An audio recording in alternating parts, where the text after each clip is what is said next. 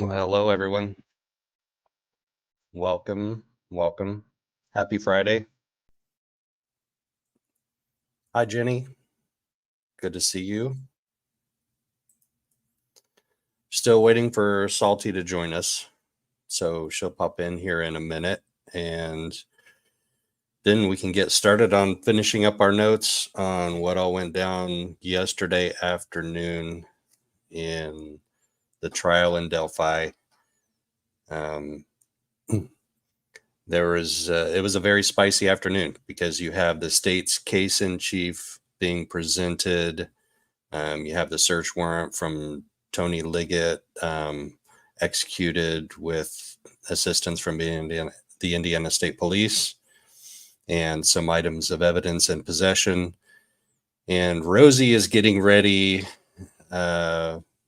Hi, Butterfly. Thank you so much for jumping in here to mod. I appreciate that. My camera seems a little bit off. That's no better.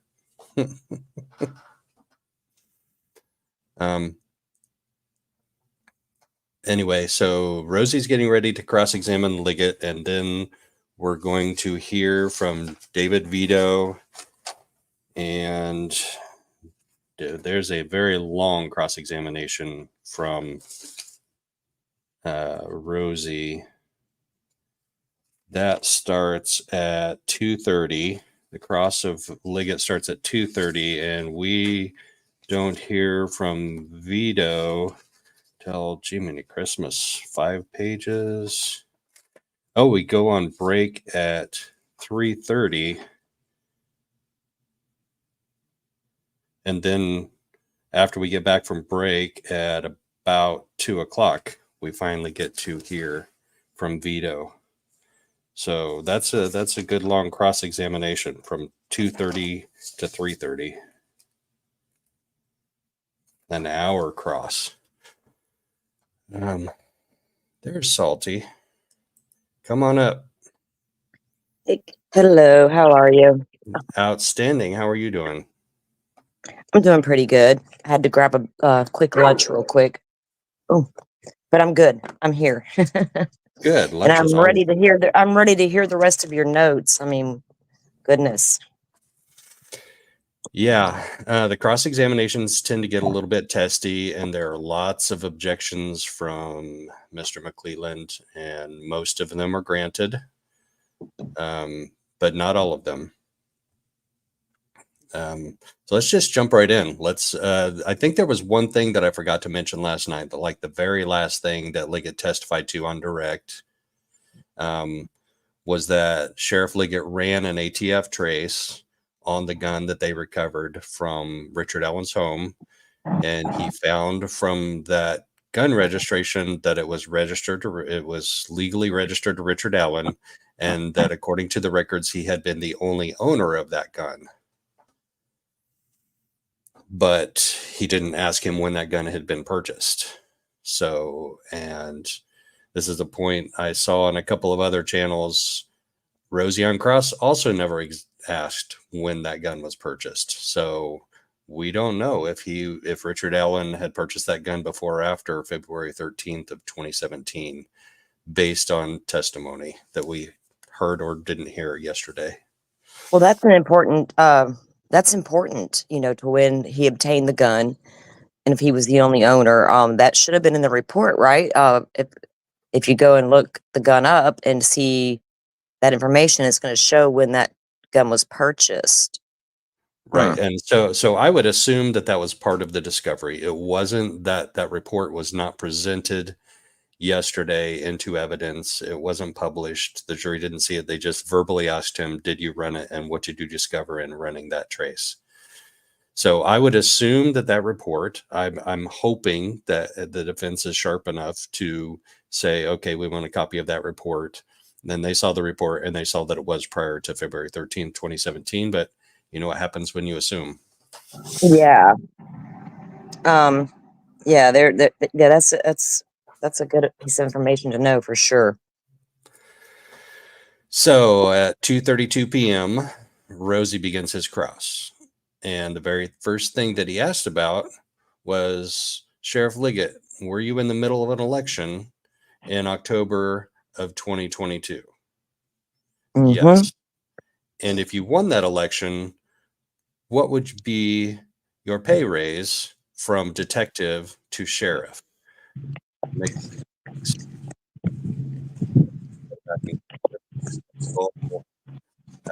Overrules the objection. So she allows Mr. Ripley to proceed with the question. And sheriff testified that his pay increase, if he gets elected sheriff, his pay would increase by $50,000 approximately.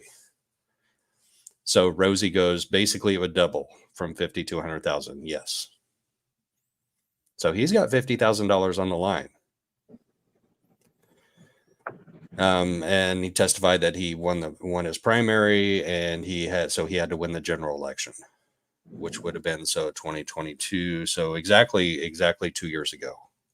Yeah. A lot of this stuff happened almost exactly 2 years ago. So the search warrant was October 13th. We're just, a week and a half past that, almost 2 weeks past that. 2 years and 2 weeks. Okay, so then they go into discussion about the search parties on February 13th. And Rosie says this included lay people and multiple agencies. Yes. And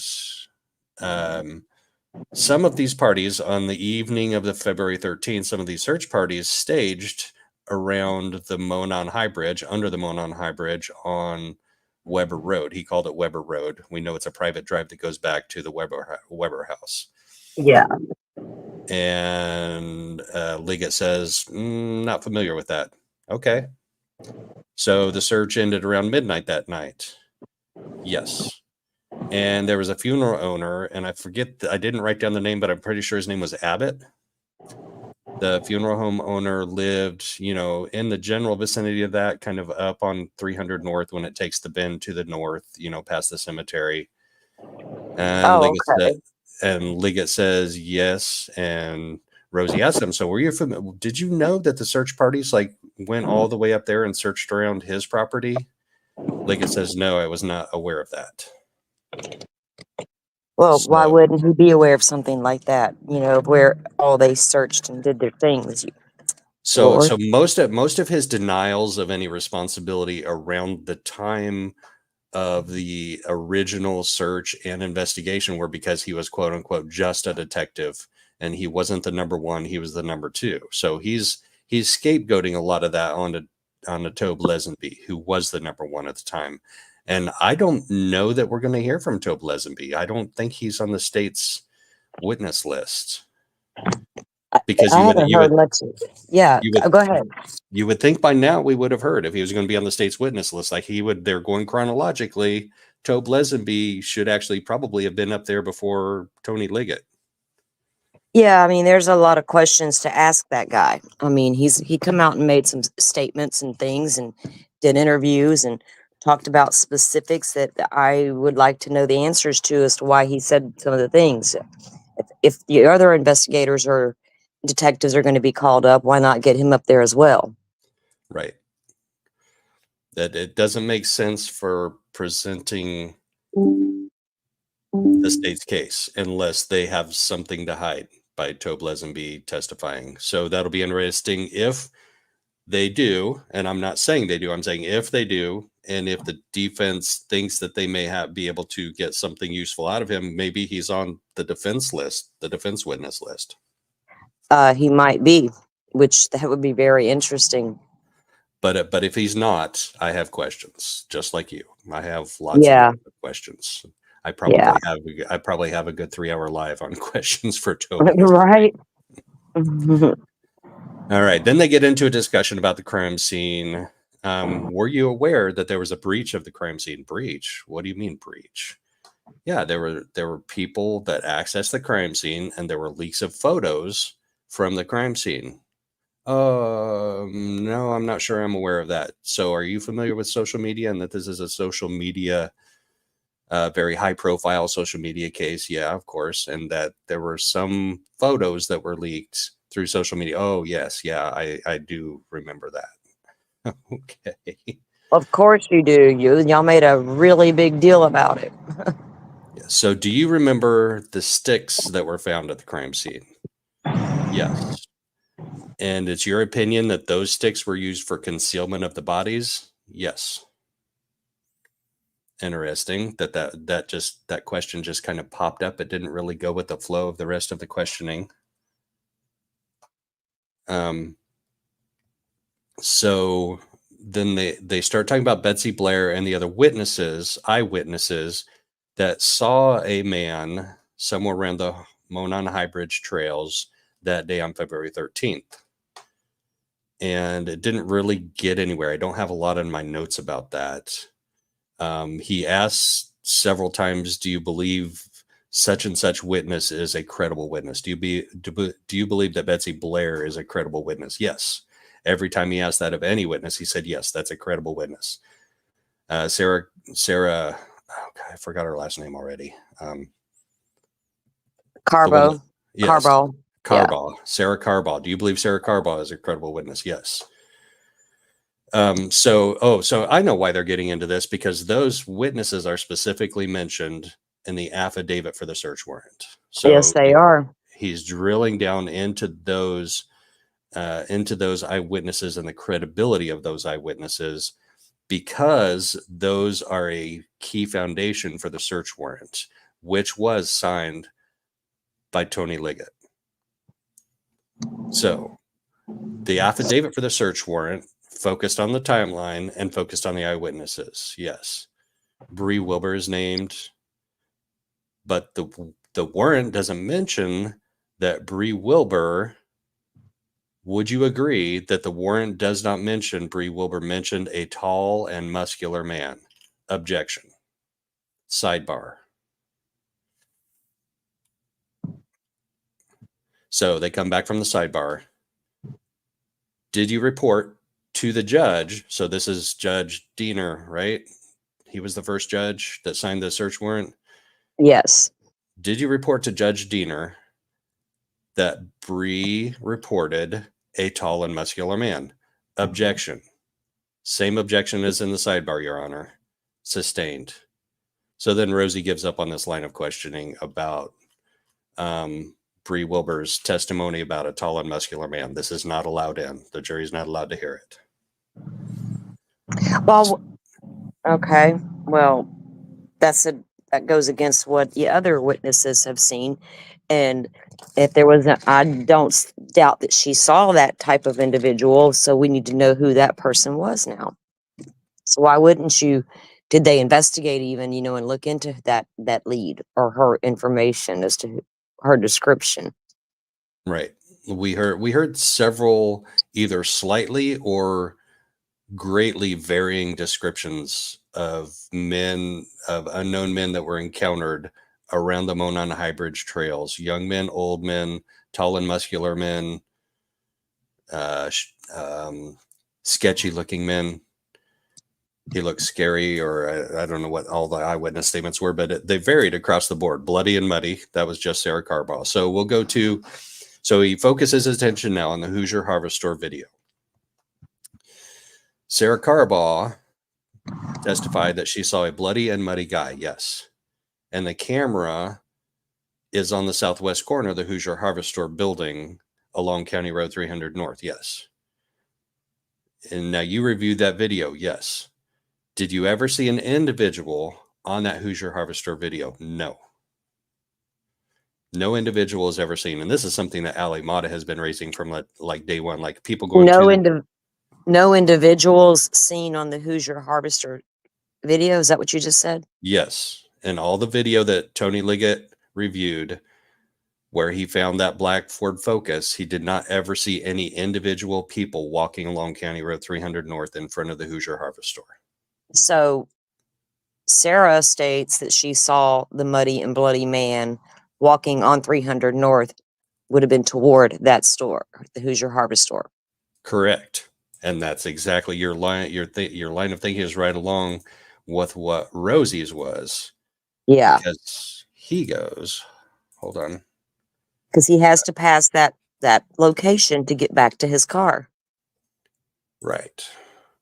So let's take a look at this real quick. This is If he came out of the woods and that, if he left via the cemetery, like people are speculating, and walked up 300 North, unless he went down the actual trails back toward where he parked, like you were showing last night, where the little side trail is, yep. but could have still been seen probably, huh?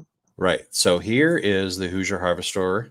The camera is mounted on the southwest corner, and I'm not sure if it's pointed south, it's pointed west. I have a feeling it's kind of diagonal, It maybe is. like at a 45-degree angle. Yeah, I've got pictures. I'll have to share them with you later so we can post them of the actual camera placement. It's right there, like on the corner of the building. You can see the whole front, allegedly. So, Sarah Carbaugh's car is caught going eastbound on the camera at some time. I don't have it noted on here yet. I've got to transpose my notes and the official notes of what times what cars were seen when, because they went through a bunch of them fast, and there's no way I was keeping up with that. Of the different cars they saw that day on the screenshots that he took. Yes. Okay. So her car is seen traveling this way, and at some point between that Hoosier Harvest store camera, and I think it's actually past the Mears Farm entrance, which is down here. Mm-hmm. Let me go back. Let me put this aerial photo back to April of 2017, so it matches better right there, April of 2017, and we can see better on April of 2017 aerial. And this is a lot closer to what it was in February of 2017, obviously. Yeah. So there's that trail. There's the Mears Farm entrances right there, where a couple of cars can and occasionally do park for people to go out and walk the trails. So Sarah Carbaugh, I'm pretty sure, was past this entrance and somewhere between there and the cemetery, which is down here, when she saw that bloody, quote unquote, bloody and muddy man. Yeah. And this is the line of questioning where he's going. So, all right, page 23, into the search parties, crime scene. Here we go. So, wow, I've gone 2 pages. Could the muddy and bloody guy have gone back to the crime scene? That's actually the last question. So, if he's walking this way on the road, this is Rosie's line of questioning, and he's not ever seen on the Hoosier Harvest store camera, then the options are either he went north, or he went south, or he went back east and possibly back to the scene of the crime. Yes, and I'm paraphrasing here just for the sake of brevity, but so he couldn't have gone on County Road 300, so he either had to go this way or this way or this way or this way. Yes. Did you search those areas? Did you search the area between County Road 300 North and the trail? No. Did you search north, in the Mears Farm? No. Did you search north of the Mears Farm? No. So here's the CPS building where supposedly Rick was parked, and I'm pretty sure he admitted to parking there. So it's over here. So if there's a muddy and bloody guy walking over here this way, and say it's Rick Allen, which is the state's theory, how does he get from this point right here to there with all of the people that said they were on the trail that day around that time, including Derek German, who was looking for Abby and Libby and yelling for them? How did he get from here to his car here without being seen on the camera and without being seen muddy and bloody by anybody else besides Sarah Carbaugh? So that's where Rosie went. And the last question was, could the muddy and bloody guy have gone back to the scene of the crime? Possibly. So, because no one else saw this muddy and bloody man the way Sarah did, now they're going to determine that he turned around and went back down to the crime scene, which now puts him back down there longer, even more time in the area. Well, I think Rosie's point wasn't that he did go back. Oh, whoever this was yeah. did go back to the scene of the crime. It's just they don't know who, where, how, why, and the search parties, like, areas were limited to certain places and neglected other certain places. Right. But if you got it, but I understand where he's going with that. But and I don't blame him for doing that, because then you're putting him still in that area a lot longer instead of going on toward the car. If it's Rick Allen, allegedly muddy and bloody, he would have went on to his car and got the hell out of there. Right. And later we'll hear testimony that they didn't find any traces of blood in the car or DNA in the car when they did their search. But that's 5 years later. Can DNA last inside of a car for 5 years? Yes. That question and answer on cross. Not from Liggett. I think that may have been from Holman or from Vido. All right. So now he gets into this to impeaching, well, not necessarily impeaching, but being critical of Sarah Carbaugh's story. Are you aware that Sarah Carbaugh's story changed? So Tony Liggett was, quote unquote, just a detective, although he was very involved in the case. In 2017, he wasn't the sheriff. So his story is he wasn't privy to all the information that the sheriff was and to other investigators necessarily. Were you aware that her story changed? Not really. It started out as muddy and then changed to bloody. Oh, yes. Yeah. Right. So initially Liggett says, so he tries to downplay it a little bit. He says, initially her story did just say muddy, but the very next one did say bloody. And Rosie's like, well, and then it changed to muddy and bloody. Did you know that there was a 3-week gap between when she says that she saw the muddy and bloody guy and when she actually reported it to law enforcement? 3-week gap. Yes, she didn't report it for 3 weeks. I was not aware of that.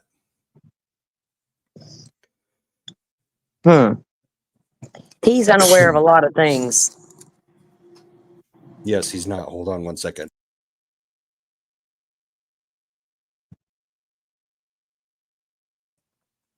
Way too much talking for somebody who doesn't talk much.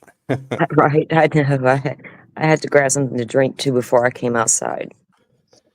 So this back and forth, I get zoned in on this back and forth, and I kind of forget to take notes, but I think there was something else important I missed in there in that back and forth about Sarah Carbaugh's story. I know Sleuthy will be on top of it because she's been transcribing all of the testimony and putting them into a Google Drive, and I've got all the ones that she's done so far. I know she'll be on top of this one as well, so we can try to look at because I've heard that his testimony was really not good. As far as the being cross-examined, they kind of really put a lot of questions in there for this guy, questioning his everything about him, So it's going to be interesting as we move through the case for sure. Okay, yeah. Now I remember what it was. There's a discussion about anxiety. And anxiety, yes. She said he tries to say that, well, no, actually Rosie brings it up that she was anxious or nervous about reporting it to the police. And Liggett tries to play that off as the reason why. He says, why wouldn't somebody be anxious or nervous when somebody was just murdered there? Well, go ahead. Yeah, that's a given. The whole town's anxious and nervous. But if I saw a guy muddy and bloody, and I find out later that day or the next day what had happened out there, I'm calling the police. I'm not waiting. I understand she was a younger woman at the time. Go to your parents. That's what they're for. Get their advice. Tell them what you saw. They'll hold your hand while you go down there. I mean, all the things. You don't wait. And I've heard reports that she actually went back to the trails to do her loops after the murders and before she reported, like in between. And I don't have verification of that. Yeah, well, Sarah, I'm sorry to say, but Sarah has given me WSU Mom Kim vibes all over the place. I just need to be a part of this somehow, some way. And that's where I'm at with Sarah right now. And that's kind of what Rosie was insinuating without coming out and saying it. Mm-hmm. He was Me and him must think a lot alike. I need to go to work for his ass. All right, so My we get armchair past detective resumes coming in. right.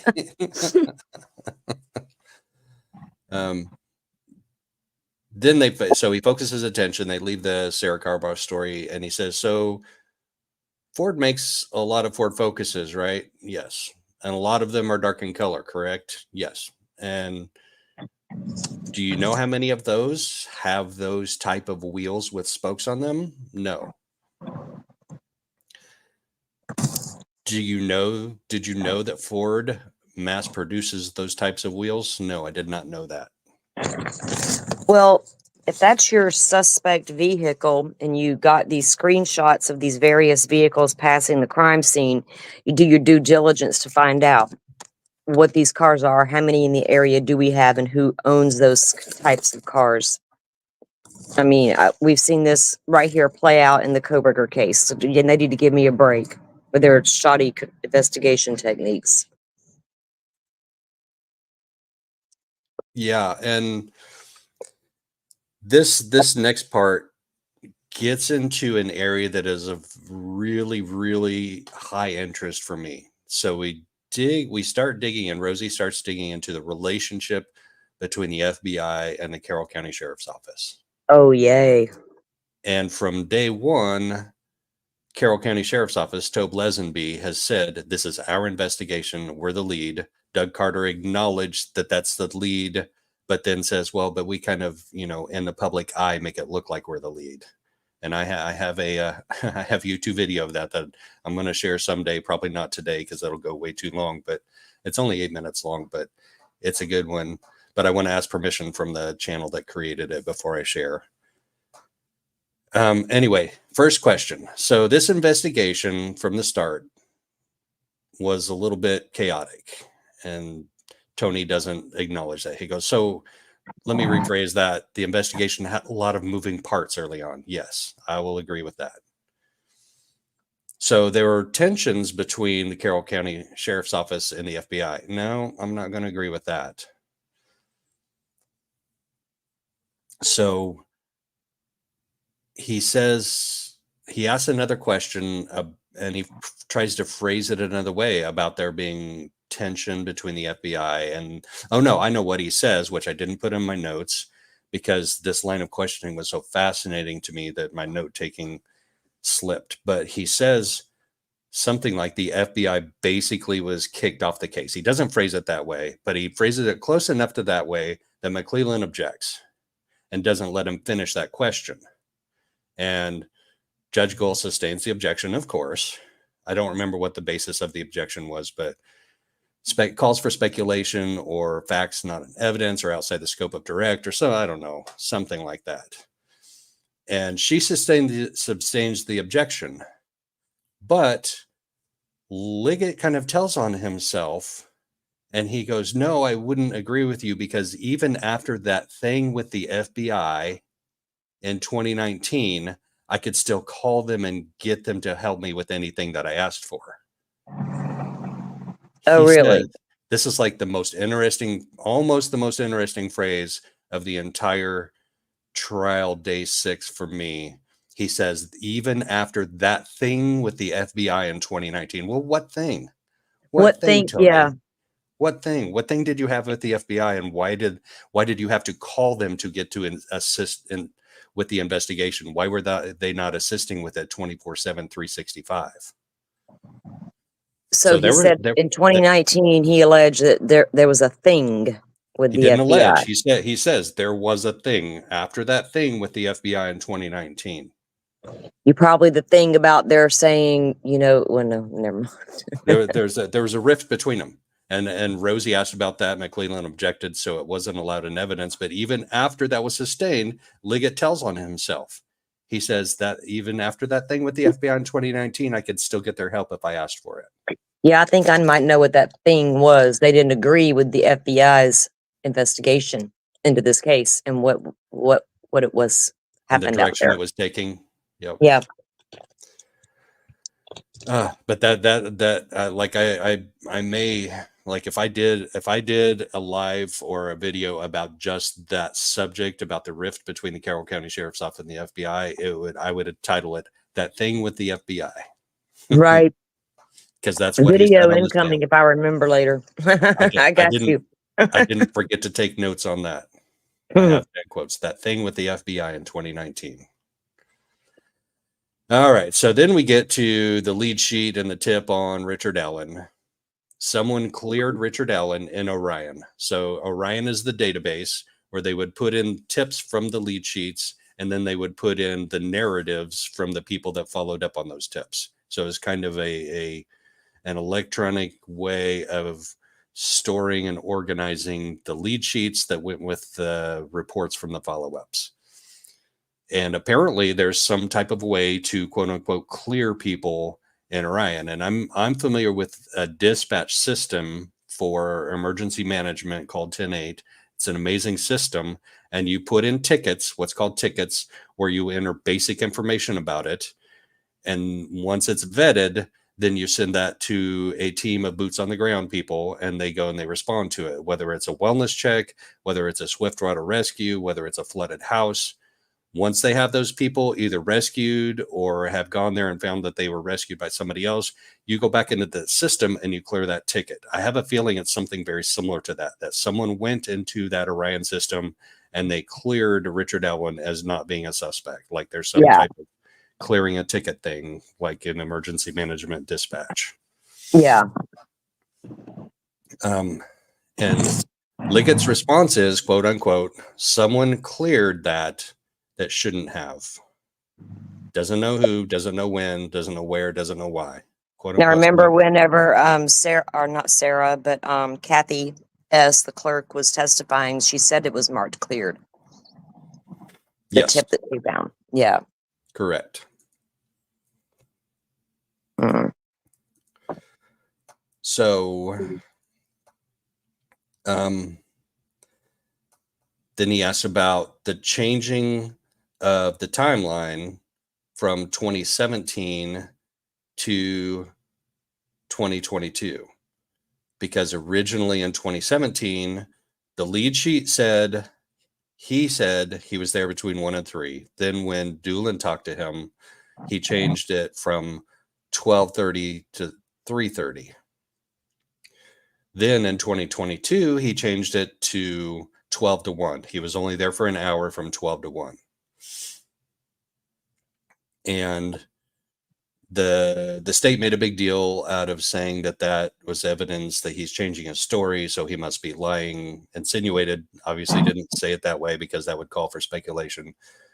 So Rosie says, well, for Richard Allen to not perfectly recall the dates and times 5 years later, that wouldn't be unreasonable, right? Correct.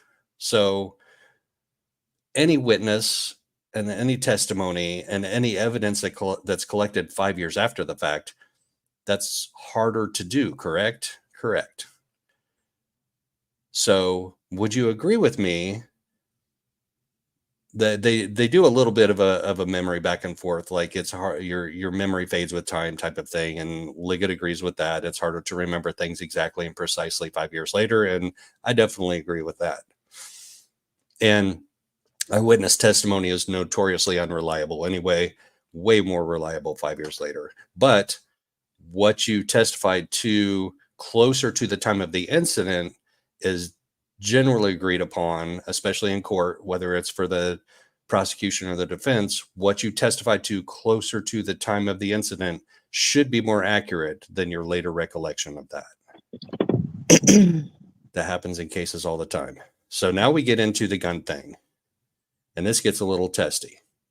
Said, would you agree that the condition of the gun could be different could have been different in 2022 than it was in 2017? Well, I'm not sure. I'm not sure what you mean different.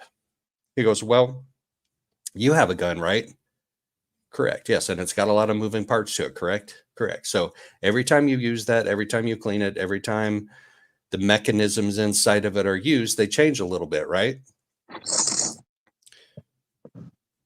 And he says, well, I just don't really know what you mean. And he asks it again. And Nick objects Objection asked and answered. Sustained. And I'm sitting there like, and Rosie's sitting there like, he kind of looks at the judge, like tilts his head at the judge, and is like, he didn't really answer it. Objection sustained. So that never really does get answered clearly by Liggett. Like, and I think what he's insinuating is if Rick Allen is using his gun even a couple of times a year,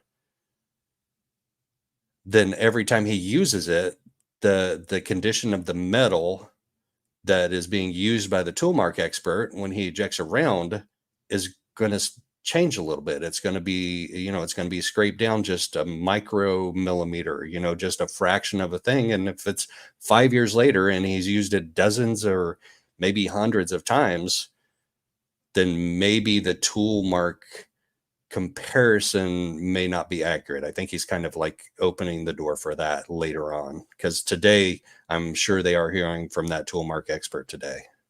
Yeah, yes, she's already on the stand this morning. All right, so next question. Little things are starting to trickle out, but I do know that she already took the witness stand this morning and was testifying. And I've done some, I researched her a little bit with her name and looked at some of her background and all that. But we'll save that for later. But go ahead. Okay, so this is an interesting line of questioning. Then he goes into the video and the audio from the video, and he goes, was it possible that another man could have been beside the girls on that down the hill video and not the one that was actually in the video? And Liggett says, I don't think so. And Rosie goes, it's not humanly possible? Liggett says, I don't think so. It's not, and I'm like, he testified on the stand that it's not humanly possible for there to be two people there by the girls. Not humanly possible. Rosie asked him, it's not humanly possible. All right. So, yeah.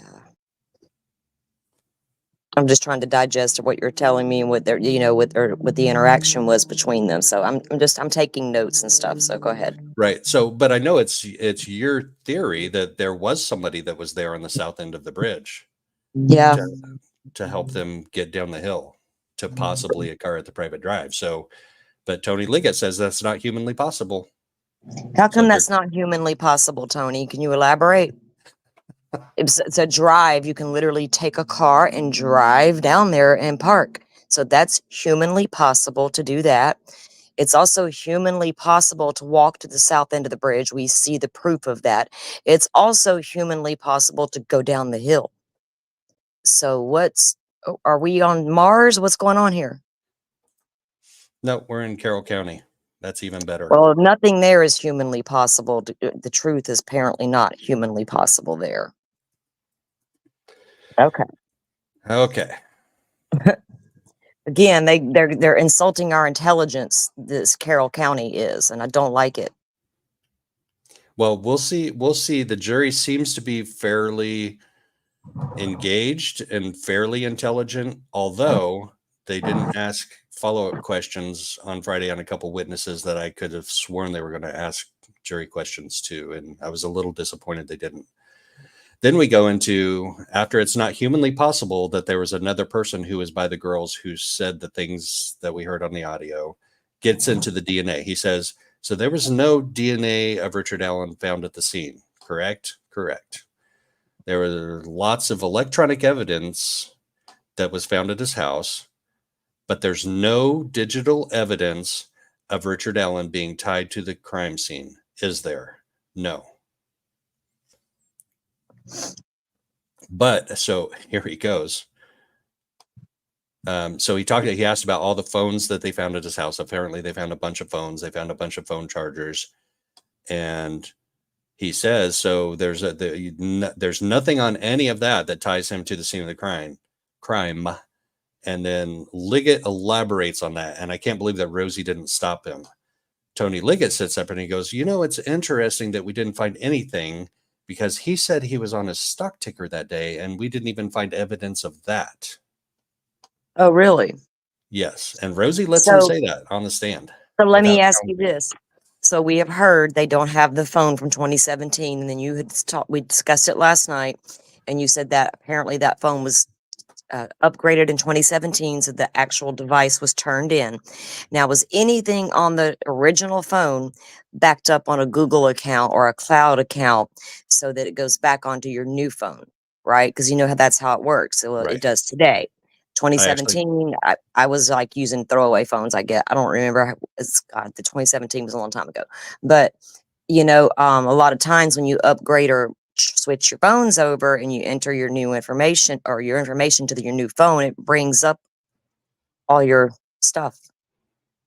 right. So I don't know if he, because a lot of times if you're looking at stock tickers, maybe he had a specific app like, because a lot of people who trade go and they have specific apps, and I know this from the Web3 world that I was once a part of, and these guys take this stuff so seriously. They're checking their candlesticks and their tickers all day long, and so there's specific apps you can use where if you're moving money or investing, you have those apps and you can go and look at the details of what's happening that day. I wondered if he had a specific app or was he just going onto a website, you know what I mean? Versus having an app dedicated to that. Right. I would be looking for that. We didn't hear any testimony of that, and I would guess if Tony Liggett says we didn't find any evidence of being on a stock ticker, Yeah. that that he may not have had that iCloud backup. I know I do, and I actually was talking about this with lawyer Lee when we were standing in line at lunch, to try and get back in after Hmm. lunch. When I get a phone, everything I have is backed up to the cloud, like all the pictures that I took on yesterday. Yeah. As soon as I get home and attach the Wi-Fi, boom, everything goes to my Gmail account, Right. my Your Google account. contacts. I mean, Yep. everything. You have the option to save everything and then transfer to your new device. I mean, it's kind of the same as watching the fish, and looking at that's what I did that day. But whether you can prove he did or didn't do that still doesn't matter. I mean, it matters, but he's just out there walking like everybody else. Right. They were all out there specifically doing something other than walking the trails? We need to know. Right. And I'm just going to mention this again in the interest of fairness to both sides. He also testified. Oh, maybe this comes in later during the Holman. I think it comes in Holman. I'll talk about it then. I'll save it for later. But it's a point that I have a little bit of an issue with Rick Allen's report that what he was doing with the police. But anyway, so he asked about that. And Rosie allows him to say, "Oh yeah, we didn't find any evidence that he was on a stock ticker like he said he was." There was no time of death determined, was there? No. None of Libby and Abby's clothing was found at Rick Allen's house during the execution of that search warrant, was there? No. So when you So they park, didn't find. So that was a big thing, though, because in the PCA it even says there was items missing or clothing missing from the scene, right? yes, So there was they a believed, sock and underwear, I believe, if I remember right, right? So their training led them to believe the perpetrator may have taken one of those items as a souvenir, as a which like trophy. serial killers tend to do that. Um, but they didn't find those items in his home, anywhere in the home, No, that's like they correct. thought they would. They thought they would, though. Yep. Okay. Sheriff Liggett testified they did not find Yeah. anything of Abby and Libby's at the scene of the crime. And then he also asked about the car. There was nothing found in the car that ties him to the scene of the crime, correct? And Liggett says, except the video from the Hoosier Harvest store. And Rosie cuts him off before he can finish that. I think he tried to say that a couple different times, and he talked about their circumstantial evidence a couple of times and put that out there for the jury to hear. And Rosie actually kind of let him do it. So I don't know how he would have stopped him, because maybe the judge would have said, well, he's answering your question. Let him answer your question. I've seen that before. He talks a little bit about backing in And he says, so you saw him backed into where he was at work at CVS. This is CVS, not CPS. Yes. And you thought that was significant?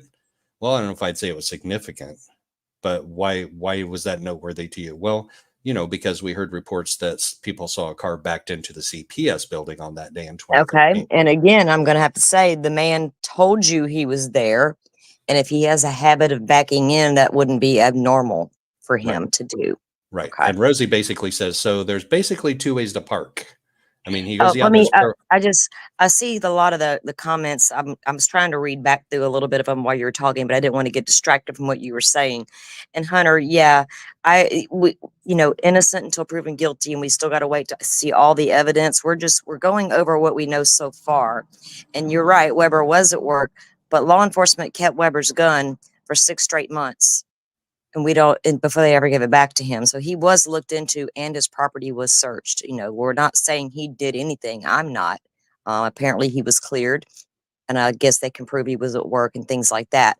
But yeah, we're just talking about what's come out and the evidence that as we know it. And there's a lot of questions about their evidence collection even. I'm sorry, Joe, go ahead. No, you're fine. That's a key point. I mean, this is such a polarizing case. Yeah. Like the tweet that I did about the statements that Holman said that Rick Allen made to him, it doesn't matter, it's over, it doesn't matter, it's over, is by far my most popular tweet, whatever you call them now on X, that I've ever had. And both camps are weighing in. The Rick Allen is guilty and the Rick Allen is not guilty are weighing in and putting their interpretation of that. And I'm still holding out for evidence either way, for conclusive evidence either way. Yeah, and so far what we're seeing, it leads a lot of questions still as far as conclusive evidence and not just some circumstantial I was there, because literally he said he was there. But Annie, yes ma'am, there were rumors and the theory going around that there was items of the girls buried in the backyard, and that's why they dug up Richard Allen's backyard when they did that search warrant, but nothing was found. We just heard that. So yeah, and they did mention, he did ask him about digging in the backyard, and he said, well, I know there was a metal detector used back there. And he goes, well, didn't they find something and try and dig it up? And he goes, oh yeah, I think they did. Well, they probably did detect something and they decided to dig there.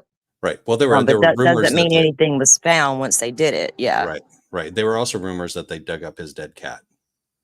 Yes, that was where kind of like the pet cemetery back there in Chad Daybell's backyard where he buried JJ and never mind. Yeah. So I understand why they would look in the ground if they saw a visible burn area back there, a burn pit, fireplace, whatever.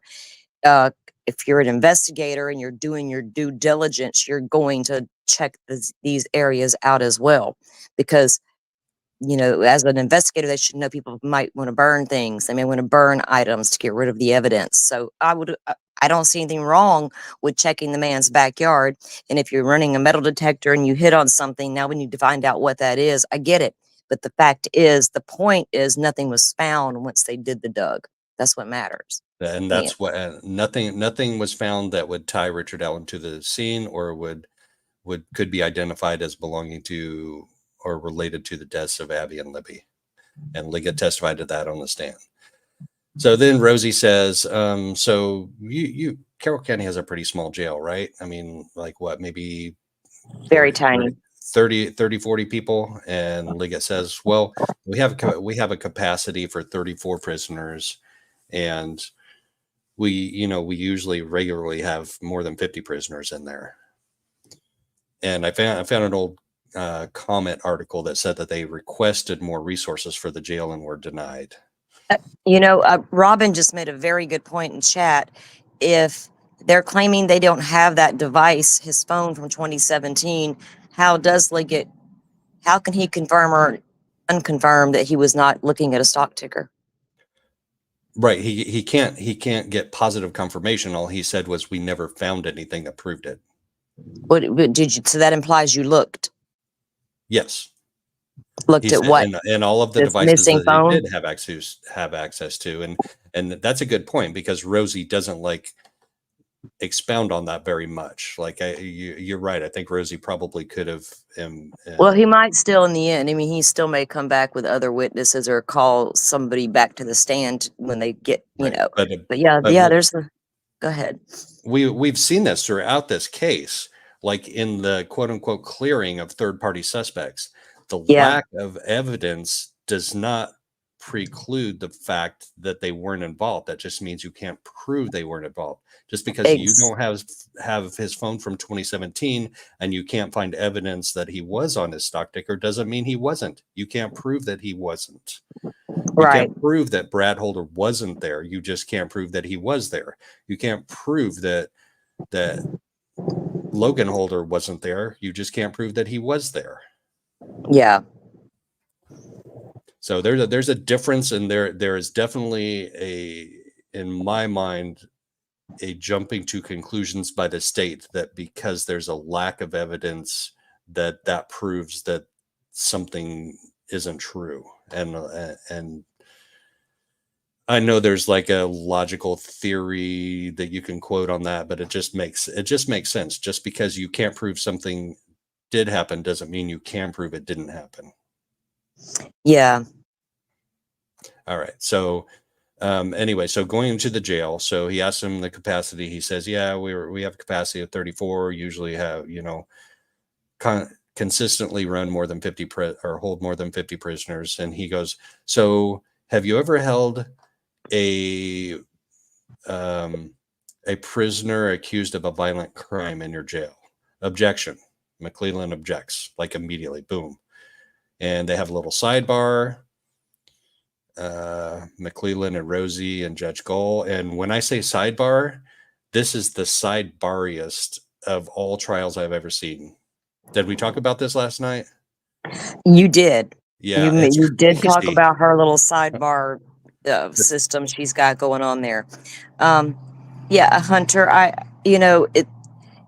they didn't say he got rid of the phone. It's implied that it was turned in during an upgrade of a phone, which some accounts you have to turn in the old phone to get your new phone.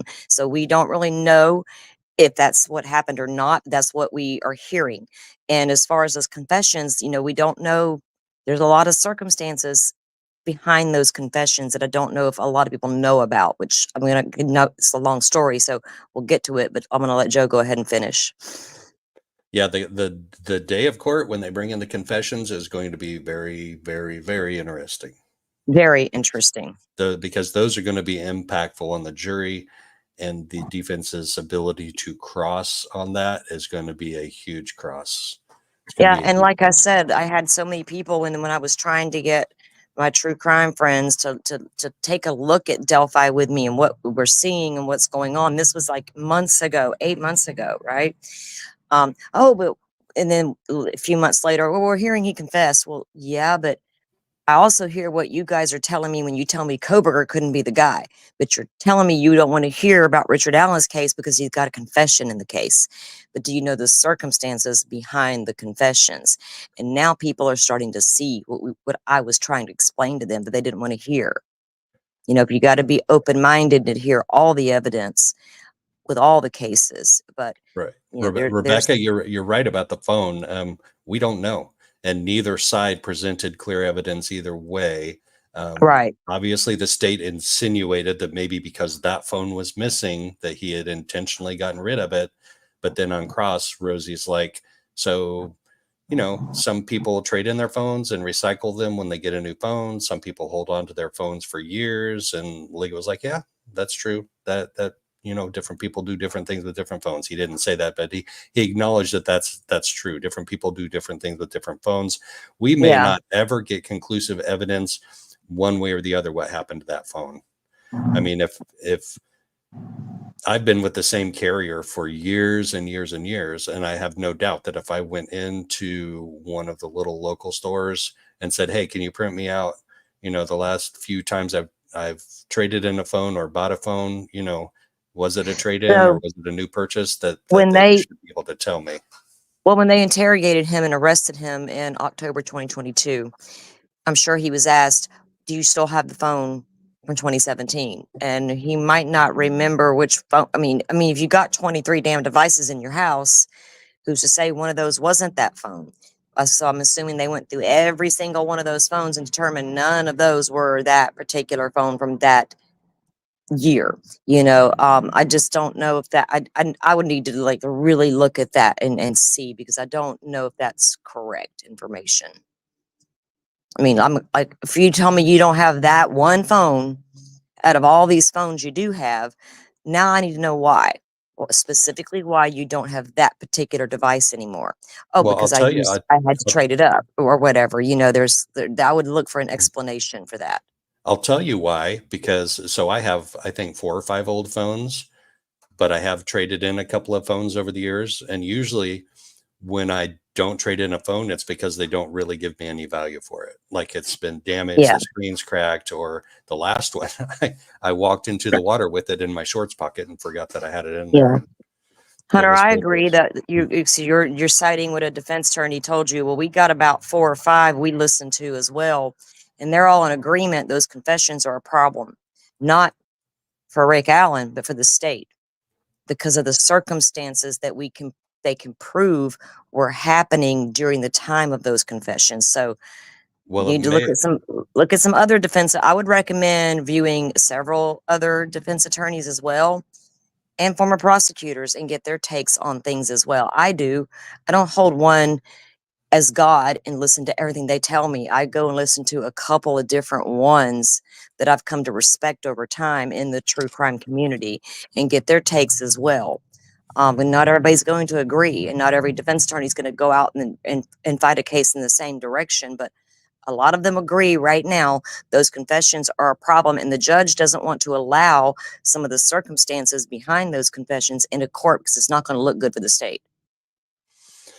yeah, it's not going to look good for the state, but the state doesn't care. They're out to hang Rick Allen one way or the other. And his confessions, so his mental state during the confessions is going to be key to that when we get to that, right? And let's not forget, I can't get past it.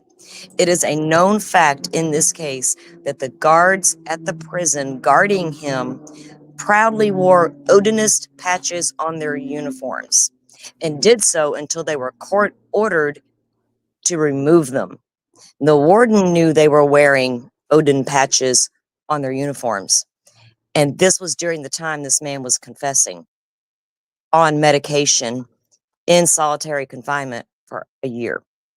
So, like I said, there's circumstances behind these confessions, and the confessions were all over the place. He admitted to things that didn't even happen at the crime scene. I shot the girls. I buried them. I did this. None of that happened. Do we So know that? Do we know that though, Salty? Do we know? Have we seen those confessions? We hear reports we of have it and rumors of it. they're just stated in some of the documents, like the Frank's motion, the original one, and that's a 118 page document, and I have it on my desktop. I'm Okay. not going to go through it today, but I do this weekend. When I go live, I'm going to do probably a lengthy show because there's a lot of things brought up at trial that absolutely go back to other things. And I want to touch on those points. Right now we're trying to get through the testimony from yesterday. So, but as I see questions and stated over and over, I kind of want to address it a little bit. So, Yeah. And um, yeah. Oh, so one thing I heard yesterday morning standing in line outside the courthouse is that the defense filed that motion for an out-of-state appearance from Dr. Walla, and they can't find her to serve it. so she's now missing.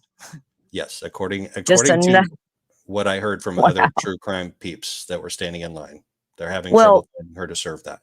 they were trying to locate her, yeah, and people on the internet were trying to find her as well. And she can't be that damn hard to find. She's a Dr. Walla Unless of she Chicago. unless she decided to go under, Go go in out of sight. hiding or Yeah. be unalived or whatever. I mean, no, come on, that's just one No, more no, no, ridiculous not that. thing. Just well, Well, I'm if just saying, if she's now missing, quote unquote, that's right. just another weird aspect to this already strange case. Why would she just go missing and not want to get, lady? No, now I really want to talk to you. Right. More than I did before. Lord help us. Let's get her and Tony Liggett in a room and just like have questions. Yeah, y'all get your story straight so y'all can come out here and say the same thing. Oh, All right. So Lord. they go to the sidebar to talk about that question about have you ever had a violent offender in your prison or in your jail. Comes back, doesn't ask it again. So apparently Judge Gull said, you can't ask that. It was actually a pretty lengthy sidebar. So then they get into he asked him a really curious question. He says, so in that search of the house, did you find in Rick Allen's master bedroom closet another 40 caliber Winchester Smith & Wesson unspent round? And Tony Liggett says, not that I'm aware of. So that is a really odd question. I wonder if they did find a second round that wasn't in that keepsake box. And Right, because allegedly the keepsake box had, okay. Well, I wonder if they did. right, so there's one at the scene. We don't have it, there's because one I've got there's this. one at the keepsake box. Yeah. I believe I have the search warrant returned, but I have to go look and make sure. It's been a minute since I looked at that stuff that I have in certain files. So I'm working on all. I got notes for myself to pull back up certain things and get together. So when I do a live, I can just say here's this and let's talk about it. But that's very interesting because if you do, Tony Liggett was not aware of that it. just gives me questions for the expert. So go ahead. Yeah. Yes. So this next line of questioning, though, was really, really good. He says, so Betsy Blair reported that she saw a youthful man with brown poofy hair, correct? Yeah, I believe so. You believe so? Yeah. So he asked it again. Betsy Blair saw a youthful man with brown poofy, reported that she saw a youthful man with brown poofy hair, correct? Yes, correct. So that doesn't fit the description of Richard Allen, does it? Not at all. Tony Liggett says neither does does the report of the three girls. Exactly. And boom. Rosie There says, it is. right, exclamation point. Boom, walks And that away. is why they didn't want their sketches to come into the evidence, into trial, because they knew their witnesses weren't. Yeah. So he just sat there and admitted that the three witnesses that y'all have already presented that told you what they saw that day couldn't identify that Doesn't Richard fit the Allen. description of Richard Allen. Yes. Right. That was an awesome mic drop moment from Rosie. Did the court go silent and everybody go like that? The court's already silent because we don't want to piss off Judge Cole. Well, yeah, well, that's true. Don't God, no. We'll have a sidebar forever. She'll ban everybody from the courtroom. Well, we've been yelled at a couple times because they'll go into a sidebar and it'll turn into a lengthy sidebar and people will like start whispering between themselves and then the whispering turns a little bit louder. It should be like the bailiff actually said it yesterday. This does not open the door for you to talk. Oh, really? Okay. Well, because we know if we walk out that door to have a conversation, we might not get back in. Right. You won't get back in until the next break. Guaranteed. Yeah. I'm going to read that one more time just because it is like I've got it circled in my notes. I've got exclamation points next to it. Betsy Blair. So Betsy Blair reported that she saw a youthful man with brown poofy hair. Yes. That doesn't fit the description of Richard Allen, does it? Well, neither does the three girls description. Rosie, right. Walks away. Oy vey. Is it common? I was just noticing Hunter, you do realize the state didn't want those sketches in. Their own sketches they put out to us for 5 solid years, telling us this is the guy. Both images are going to merge together and be our suspect. Those images that they continued to shove down our throats for 5 years, they decided just recently, oh, they're no count, ignore them. We're not even going to bring them into trial. Because the witnesses you're going to bring in or the defense is going to question, that's not what they saw. So.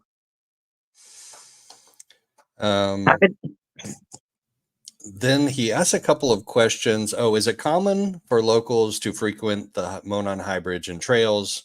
Objection, calls for speculation, sustained.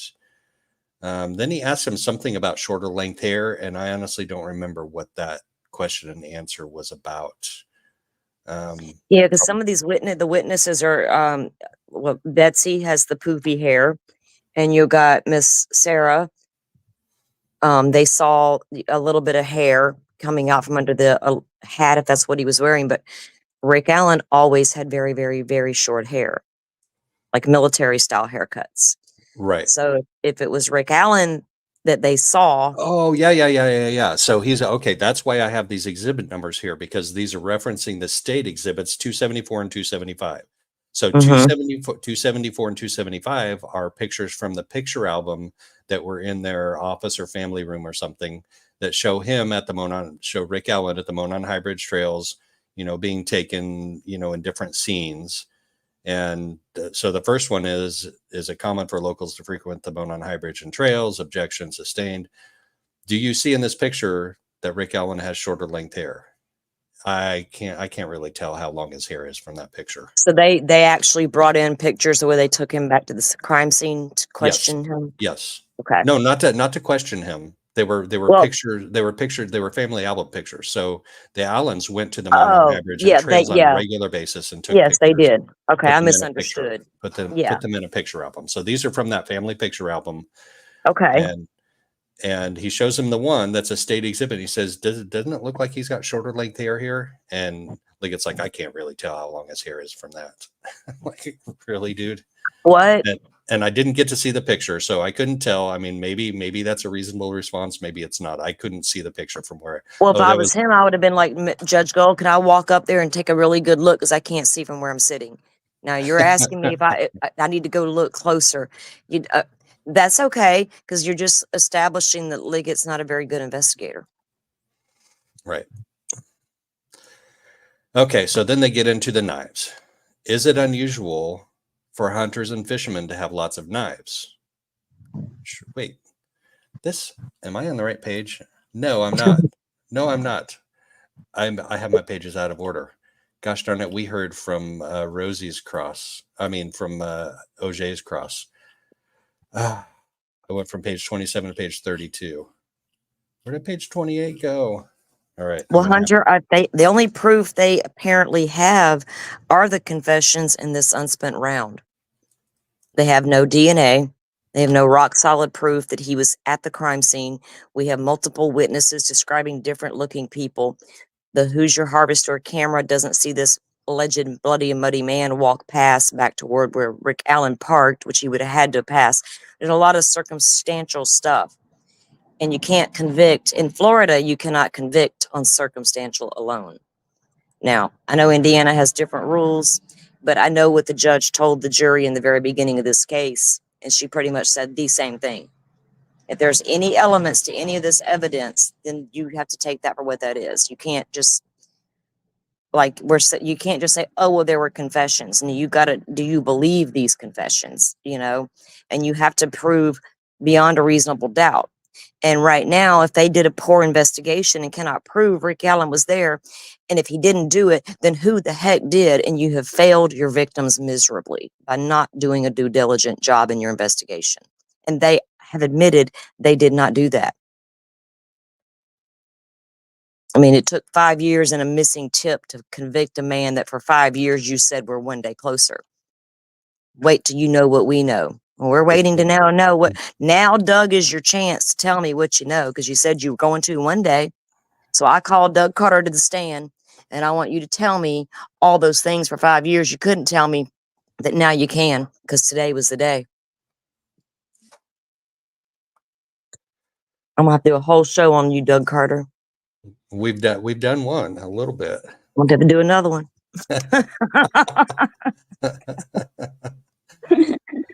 So now getting to the correct page. So he talks about the photograph that the girls took on the bench at Freedom Bridge right before or shortly before. The phrase is shortly before, so we don't know what that means. 1 minute, 5 minutes, 15 minutes before they ran into a guy. So the photograph at the bench on Monon High Bridge or on Freedom Bridge was taken 1 minute before the car was seen on the video. The black Ford Focus was seen on the video at the Hoosier Harvest store. So he's like at 127. When he arrived at 127, yeah. And Well, Hunter, when I he went guess you're past right. He could have went around. He could have walked over toward the Mears farm and around the Hoosier Harvest store into the field to avoid that one camera that saw him drive in and park that doesn't see him leave. I don't know. Well, that was never searched. The police never searched that. And that was kind of the point of Rosie's cross-exam of Liggett was like, why didn't you search that area? Why didn't you search all the possible areas where the suspect could have gone? And especially if you got somebody coming in a couple weeks later, like Sarah saying, I saw a man muddy and bloody. Now I need to canvass this whole entire area, even more so now. I need to spread out and branch out. Yep. To look for a little more evidence. Because if he was muddy and bloody, walking back to the car, he could have been dripping blood somewhere. Would there be some, you know what I mean? Get on your hands and knees with a magnifying glass and look for it. Like old school. So Rosie's point is kind of fuzzy to me right now because he says that the photograph was taken 1 minute before that car passed the camera on the Hoosier Harvest store. And okay, Hunter, no, that Libby's family didn't show up until her dad came to pick her up, right? And then once he began to call family, others began. Now, Sarah Carbaugh, the witness who saw a muddy and bloody man walking, also stated she saw a group of people and there was a blonde woman who appeared to be stressed out. Who is that stressed out blonde lady at the scene? Now, that was before Libby's family would have arrived. all right, let's get through the rest of this cross. We're almost to the end. He mentions the photograph at the bench that the 3 or 4 girls took. There's different stories, and one of them admitted eventually that yes, it was 4 girls, not 3. So there are 2 groups of girls, apparently, one group of 3 and one group of 4. I'm confused about this, and more people know about it than I do. But he said, anyway, the girls that were on the Freedom Bridge took a picture at 126. The car goes by at 127.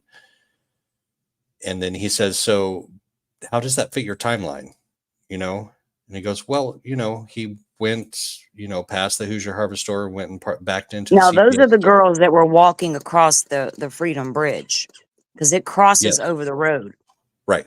Right. And so that's where I believe it was Betsy who said she saw them up there as she passed under that bridge. She saw some girls up there walking as well. So according to the state's timeline, he goes and he parks at CPS building, and then he walks that trail that we looked at down to the Freedom Bridge. And then they see him. So Rosie kind of challenges that, and he says, that's your timeline, isn't it? And Tony Liggett says, well, it's on video. And the video y'all left at the Hoosier Harvest store for 5 years and didn't think was necessary to collect from day one? Right. You got your screenshots of cars that passed by, but you didn't take the actual video. That's crime scene 101 investigation. Like, I could have learned that out the Cracker Jack box. My grandbaby is 8 and knows better. You ought to hear some of the things he's learning and comes and talks to me about. They just had a big thing at school the other day on. He come in and was telling me all about our Constitution and our constitutional rights.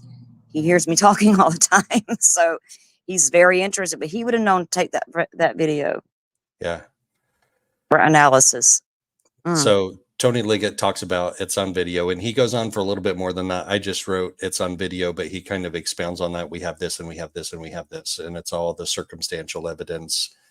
Then they talk about the 43-second video and the enhanced video, where Tony Liggett said, if I listen to it with headphones on, then I can hear this and this and this. And Rosie goes, that's your interpretation, isn't it? Yes. Then they talk about the lab sending that unspent round into the ISP lab. And he said, the lab told you that they were looking for a Sig Sauer or a Smith & Wesson, didn't they? Yes. So they were looking for a gun to match to the round. Yes. I think that's pretty key phrasing right there. Yeah. So that's it. That's all of the cross. We take an afternoon break at 3:32. You want to There's catch still up a on lot. chat now? There's a lot of questions still that this guy needs to answer. More directly, you know what I mean? You're dancing around things, kind of like when Maury testified in the Koberger hearing. Even I was like, man, dude, you could have done so much better. And I'm not, I'm not a conspiracy theorist, so I don't know all those. I know all about all the conspiracies in Idaho 4, but what matters is the evidence. But when they had one of their lead detectives on the stand a few hearings back about cell phone data, there was a lot of I don't remembers and I don't, all these. It seems to be what their standard statements would be when they don't want to answer something directly. So now I need to press you more to get a more direct answer out of you, because for investigators who don't recall, to continue to hear investigators on a witness stand say I don't recall is bothering to me. Because go over your notes that you took about this case before you come to trial, because some of these things don't go to trial for years. Unfortunately, that's the way it's turned out lately. I don't know. There's a lot of I don't knows and can't recalls from lead investigators that we rely on to get the right person. We rely And on investigators for a lot. well, I mean, if I break the law, that's unacceptable, and they're going to arrest me. So when I got investigators who can't recall, that's unacceptable to me. Especially if you're going to, if you can come out and write in a probable cause affidavit your key points to get that probable cause affidavit search warrant, but then you don't recall later. Like, that doesn't make sense to me. And why are you allowed to get away with that? When you come and question me and you think I did something, I tell you I don't recall. Now, as an investigator, you're looking at me shady. You don't remember where you were? Don't remember what you were doing? They're going to question the heck out of me about that. So I get the same right. We are still in America. I still have rights.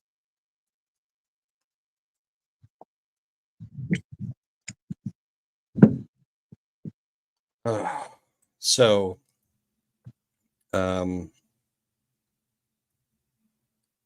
this looks like, do I have the right times in here? Was that 15:32? 27. I must have the wrong time on here. So we're going to call up Holman. Oh, we're going to call up Vido next, and then Holman. I need to check my notes real quick. I've got to have the wrong times on here. Yeah. Yeah. I've been making a running list of all the mistakes they made during their investigation to point those out. And it's not stuff I assumed. It's literally stuff they've come out and admitted. So, you think what you want. Rick Allen may or may not be guilty. We don't know yet until we get more evidence. Right now, it's not looking good either way, but your victims matter, and you should have done right by them the entire time instead of a poor investigation from the beginning. You don't even take crucial evidence right from the crime scene at that moment. You wait until you got someone says, maybe we should have got that. Yeah, let's go back and get it. Weeks later. Unacceptable. Branches. Yes, that would be the branches that were placed on top of the victims. Yep. The state alleges were to cover and hide your victims. The defense, we know, alleges it was a ritualistic type thing in the woods. So either way, those items are extremely important. They contained evidence. You can pull evidence and DNA and hairs and fibers from a lot of different surfaces and things out here in the world.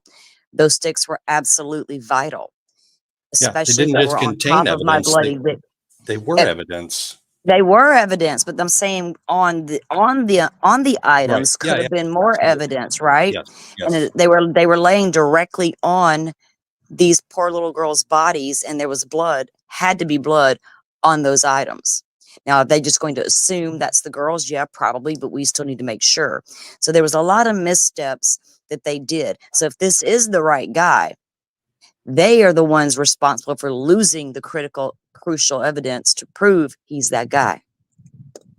That's not acceptable. Yeah, it doesn't matter if you're RA guilty or RA not guilty or still waiting to find out. The police investigation, and especially once the FBI was kicked off the case, and I say that tongue in cheek because I don't know exactly what went down, but we know there was a rift because Tony Liggett said that thing with the FBI. Anyway. Yeah.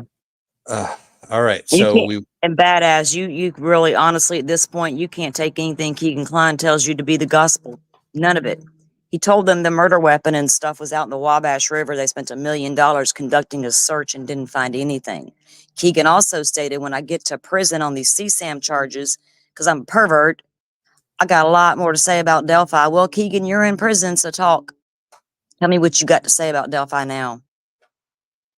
You were the one communicating with these little girls from your basement, weirdo. Pretending to be somebody you weren't.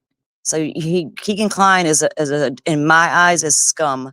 And I don't believe anything that comes out of that person's mouth. I won't even call him a man because he's not a man. Men don't do what he was doing. And it was testified to in the August 1st hearings that there was about third-party suspects. There was just a little bit of testimony about Keegan Kline, and it was, he's a liar, and he lied to police many, many times. He lied so much that they spent $1 million looking in the Wabash River for that gun, and they took him on a trip from his jail cell to the cemetery because he said that he drove his dad there and waited in the car for at the Marathon gas station. He was sitting at the Keegan said a lot of things. That's why you can't believe anything that comes out of his mouth. And how did they rule Keegan Kline out as their suspect? Because his DNA wasn't there at the scene, kind of like Richard Allen's. Allegedly, law enforcement has said he communicated with the girls the night before they went missing.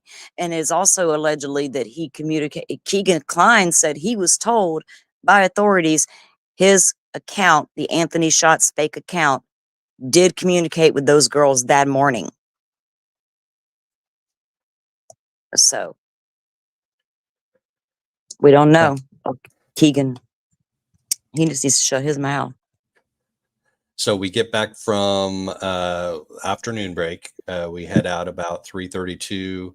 At 3:50, all rise. Judge Gold enters. And usually what happens is we sit down and she says, "Are we ready for the jury?"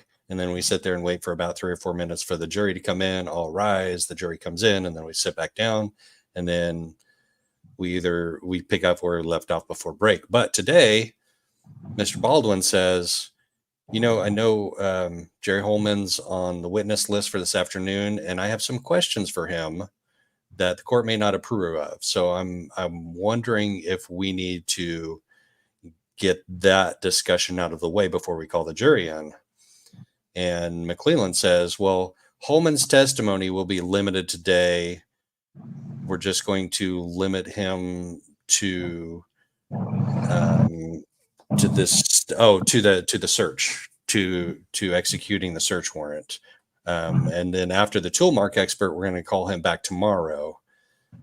And then Baldwin says, okay, that helps. So it sounds like he's got some questions for him that are going to get spicier. And I hope so, because we'll talk about in a minute, I wasn't real happy with his cross of Mr. Holman today. But then they have a lengthy sidebar, and I mean, it's long. And then really, I wonder what they were discussing. I'd love to be a fly on the wall during that conversation. Right. So that was it. So at 3:50, we come back in, and at 3:58, that's when they say, okay, we can bring the jury in. And the state calls Detective David Vido with the Indiana State Police. He's been with the state police for 10 years. So that means in 2017, he'd only been with the state police for 3 years.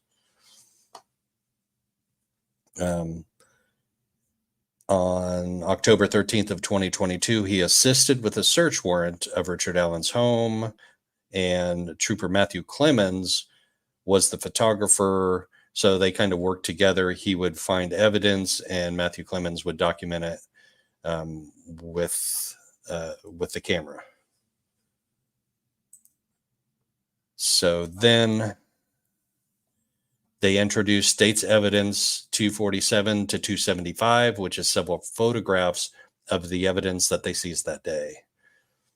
We start with the outside of Richard Allen's home. There's pictures of the outside of the house, and then a different angle of the outside of the house showing his car, or showing a car. And then a couple of pictures of the 2016 Ford Focus, which was in the garage. So that's why I think the first picture that showed the car, which I couldn't see any of these pictures, I think they were just handouts. I don't think they were up on the monitor. And then a picture of the inside of the garage next to the car, and then another picture inside of the garage on the other side of the car that had a workbench that had knives on it. The knives were found in the sheaths on the workbench. And then the next picture is they took the knives out of the sheaths and put them on the workbench and took a picture. Then we go in the house, we see the kitchen, and the kitchen has a basket of miscellaneous items in it. So this is kind of a picture that shows that box that has a CVS name tag with Richard Allen's name on it, shows a box cutter and 2 more knives. Then they go into the office to take a picture of a plastic bag full of electric chargers, and then a picture of the phones that were found in the office. They don't list a number of phones, just say it was a bunch of phones, but does not include the phone from 2017. And then they go into the master bedroom. There's more knives in the master bedroom. So they take a picture of the knives, and then they take the knives out of the sheath and take more knives. So we don't get a count of how many knives. And I can't see the picture. I don't think anybody else in the court can either. I think these are all just exhibits for the witness and the jury. Then they take a picture of the master bedroom closet. And then they show the gun cases and shoes that were in the master bedroom closet, and then boots and shoes in the master bedroom closet. And then they go to the front foyer and take a picture of the coat in the closet, which is that Carhartt coat in the foyer closet. And then the next one I missed entirely. I'm just scribbling as fast as I can. I missed State Exhibit 263. I'm sure we'll find that in somebody else's notes. Exhibit 264 is a big one. That's the picture of the Sig Sauer with 2 magazines. And then we go to State Exhibit 265. It's a close-up of the serial number of the Sig Sauer. And then 266 is another picture of the Sig Sauer with the magazine in it. And then a picture of the Sig Sauer with ammo. So I think I wrote ammo, but I think that's they took the clip out and put it next to it and took a picture from my interpretation. And then they take a picture of 40 caliber Blazer rounds. So these are Smith & Wesson rounds that are made by Blazer instead of being made by Winchester. So they're kind of making a big deal out of that, saying, well, he has this old round of this 40 caliber Smith & Wesson by Winchester, but everything he has now is made by Blazer. And we don't know how many rounds they found of the Blazer 40 cal ammo. And then they show a picture of this memory/keepsake box. And that was how they phrased it, memory or keepsake box. And then they show the contents of this keepsake box, and then they kind of spread it out and show more contents that were in this keepsake box, including that 40 caliber round, unspent 40 caliber Smith & Wesson made by Winchester. So go ahead. Yes. I'm sorry. No, I was going to think out loud about something. I was just trolling, or not trolling, but checking Twitter. So remember when I had brought up, because they claimed they found the bullet relatively quickly, right there under the ground between the girls. So when it was like, do they have DNA? Do they not? Well, we know they do. I put the video where they even say they have the DNA. They have DNA. So did they pull any DNA off that cartridge?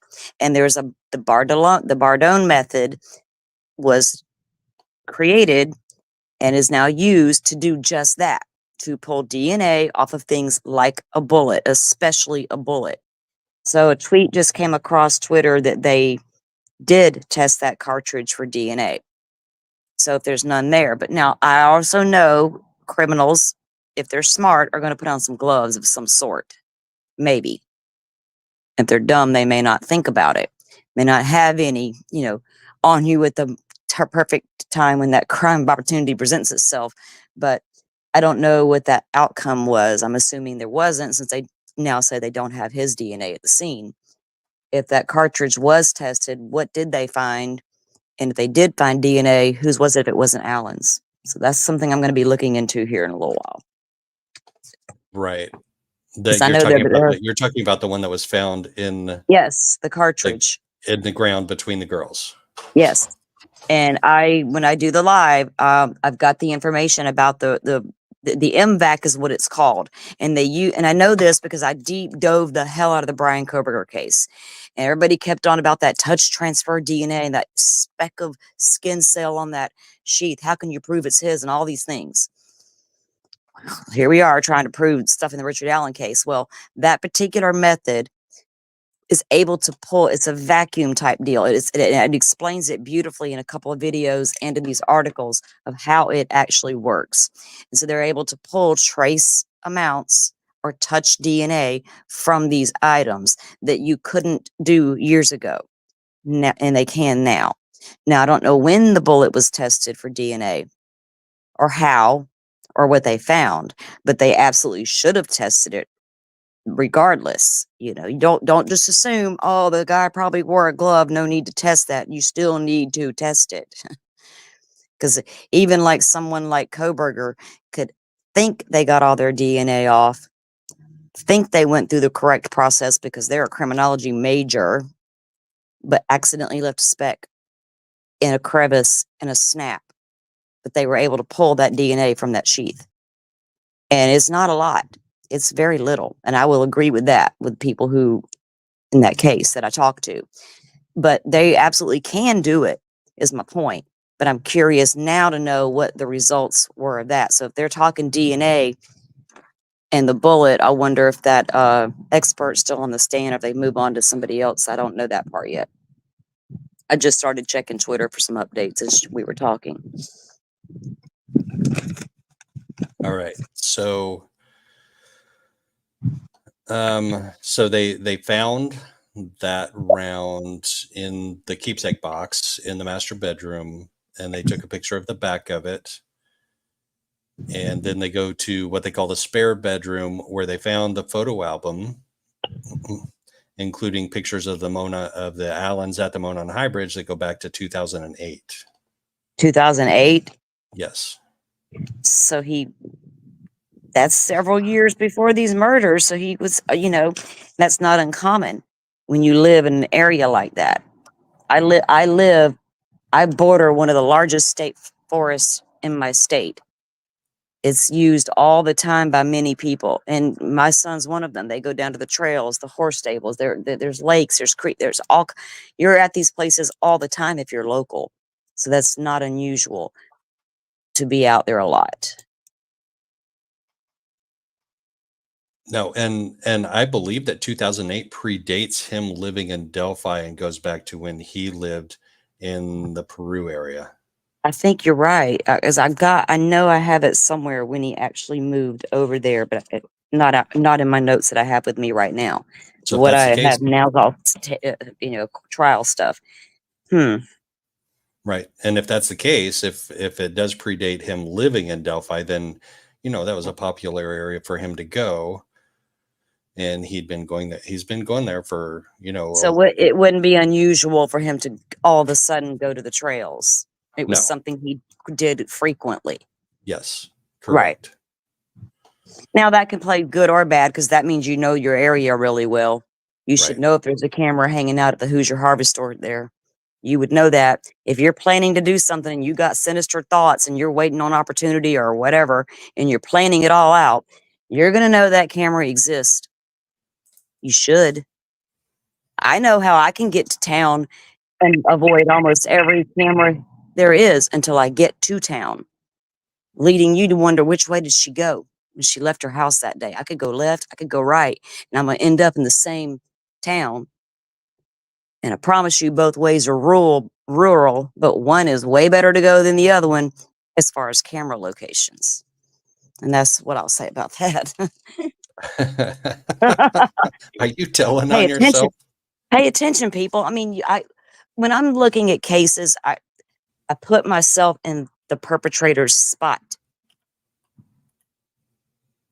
You kind of have to in some cases. You kind of get in their head a little bit. It's not always fun to do that. There's sinister people out there and you don't want to stay long. It's like, well, I got to get out of there. But put yourself in their place. What would you do? Where would you go? How would you do it? Would you make this stupid mistake or would you have done this? If I'm going to try to get to town undetected, I'm going to go the route with the least amount of cameras that could possibly spot me. And I'm going to scout those locations before I ever do what I'm going to do. Unless I'm flipped out at my house one day and lost my shit and said, that's it, I'm doing it today, just gone, balls to the walls and don't care. Now that happens too. Right. But if you're a sinister human being or a prolific serial killer in the making, you're going to think about everything, including putting your phone on airplane mode and dropping it into a Faraday bag. Now we're hearing about that over here. Why wasn't this phone preserved? Why wasn't Libby's phone preserved better? Put into airplane mode immediately and put into a Faraday bag. Whoa, whoa, whoa. Now I'm looking at that going, yes, sir. We've talked about that for a long time in Idaho 4. Koberger have done the same thing to preserve his. Now, let me ask a question. When you put a phone in airplane mode, does it save your last known location and show that as your location? That's something I got to find out today. I've been looking at that for a long time, but I kind of got sidetracked with the Delphi case, and now I'm back at it. Sorry, too many tabs open at one time. Yeah, and when you get into this case, you can't have enough tabs open. Like you've got to have Oh lots my of God. There's so got to have lots of bandwidth and permanent storage in your brain. Well, temporary storage. We just need RAM. We need like a couple terabytes of RAM for this. clear your cache, all the things. Yeah. All them defense attorneys don't like it when they get dropped tons of terabytes of stuff to look at. It's going to take me 2 years to look at this, Judge, Yeah. and decipher it all. So the photo album with pictures of the Monon High Bridge area and trails, you go back to 2008, and then 3 specific pictures were state's evidence 275. And why they didn't separate it into 275, 76, 77, I don't know. Why would you include 3 separate pictures under one? But anyway, one of them was taken in February of 2016. Ricky posing by the tree. And then another one that may have been in March of 2016 that shows Rick Allen fishing. And then another one in April of 2016 that shows Rick Allen looking down into the water. I couldn't tell if that meant he was on the bridge because I don't think it was actually specified. So now we know that looking at the fish is part of his habit when he's out there. Whether the river's muddy or not, I look at the river. I go to the river all the time, and if the river's up and muddy, I'm still looking. We got gators. I can still see them eyeballs. Nothing else. I'm looking. Have gators in Indiana. No, but I'm saying if you frequent those types, people who live in big cities who do not have these types of locations anywhere near them and never ever have, don't understand the nature part of it. If you're out there and you frequent the area, you got to enjoy nature to some extent. So when I go out, and I love being outside, I'm out here now. I can't stand being cooped up in that house unless it's cold. Then I'm not going to be out here. But when I go to the river, I'm looking at nature. I'm trying to forget everything in my head. I want it all to go away and let me ground myself and find my peace. It's what you're out there for. It's what you should be out there for, unless you're planning nefarious things, but you normally would look. So that's part of his habit, is to go out there, walk around the trails, look down at the water and look at the fish. Yes. And it's common for him to go down there to the area and hike around. All right, we're getting ready to go into cross. I've got to step away for like 30 seconds. Okay. You got it for 30 seconds? I do. And there's just a lot of good and you know what? Well, I'm going to save that it's a thought that I've had for a very long time. When you look at the picture of Libby crossing Libby took the photograph of Abby crossing the bridge. And we kept hearing how it was Abby's first time and she's, nervous about it and all the things that are happening, and Libby's encouraging her. But in that particular picture, she looks real relaxed walking across that bridge with her hands in her pocket. Like her hands aren't up going, for balance sake or just in case I trip, I need to catch myself. Your normal human things you would do if you're a little bit fearful. You don't just casually walk through it unless I would have my arms really close to me, like, oh my God, if I was fearful of something, or have my arms out to balance myself a little better in case I tripped. I've always wondered about that. She just seems to be casually going about it versus somebody who seemed nervous about it. And I don't know. That's one of those things that bother me and always had bothered me for a very long time. So I know that there are some lunchtime updates. Oh, it's 1:11, guys, make a wish. Okay, I had to pause for a second. There's a lot, our updates are coming out now. I think some of the lunch updates are trying to get out. Let me see. Hey, All Eyes, I just ran across your tweet from 18 minutes ago. I'm looking at that now. What you got to say here?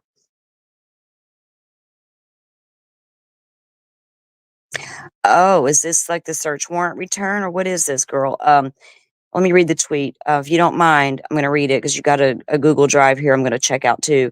Reports using odd phrasing from Vido's testimony about box cutter knives from Richard Allen's home being sent to state police. This is the search warrant return. Oh, thank you, girl. She got the search warrant return. I was just talking about that earlier, that we needed that. Let me see. So of this portion of it, it's a sealed cardboard box containing one black Sig Sauer P226 40 caliber handgun, and it lists a serial number. A sealed plastic bag containing one 40 cal Smith & Wesson cartridge found in wooden keepsake box. Sealed plastic bag containing a 40 cal S&W cartridge found inside the gun. Wow, they got them inside and out. That's going to be important for testing.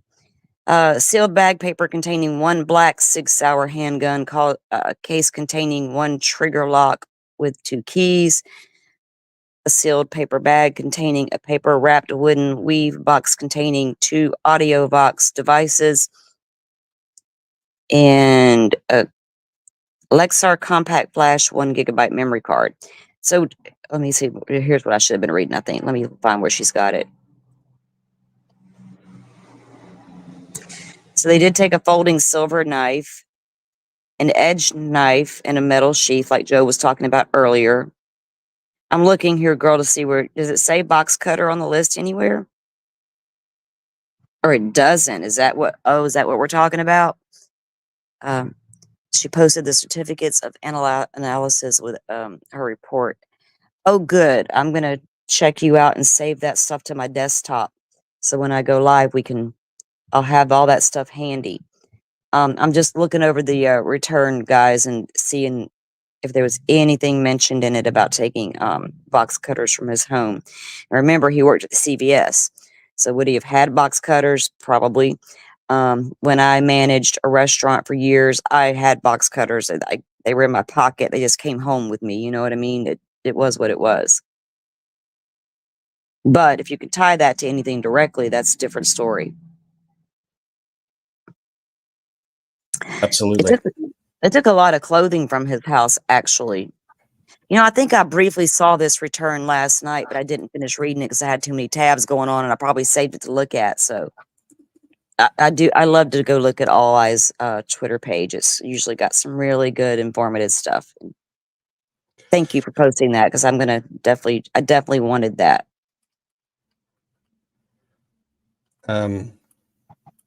Is Butterfly in here with us or not? She may not be. She is working right now, so she may have had to step away for a moment. She Gotcha. She was listening in while we were live. What do you need?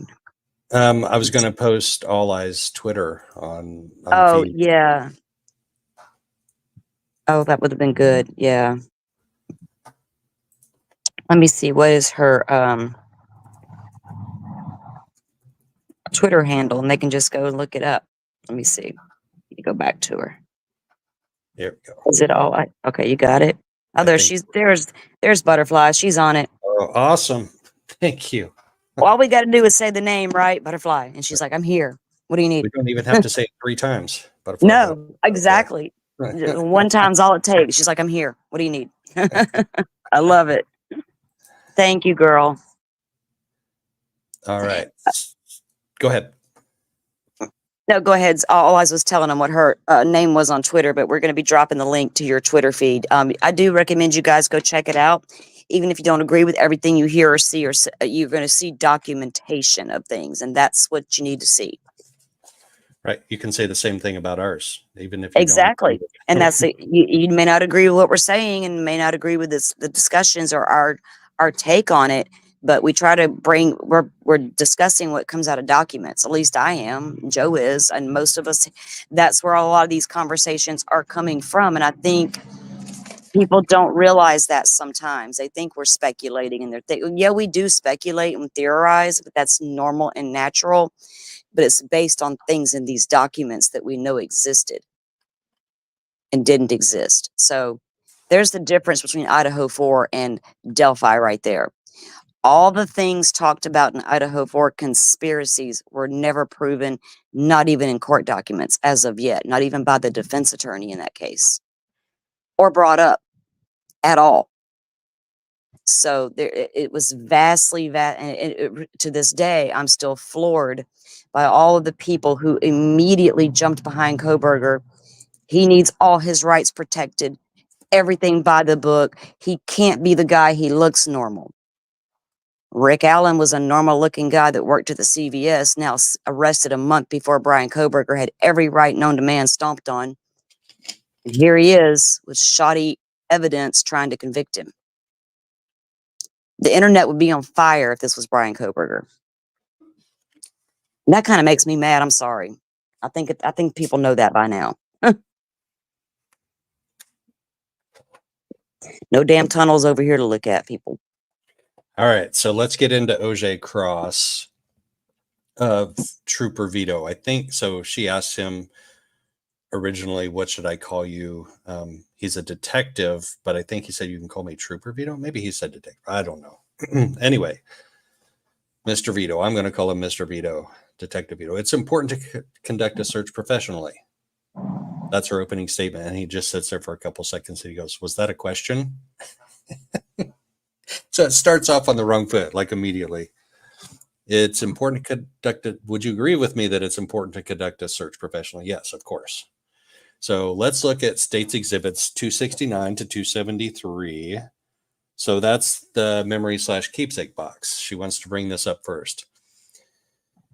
Is it unprofessional to hold a piece of evidence with your hand to photograph it?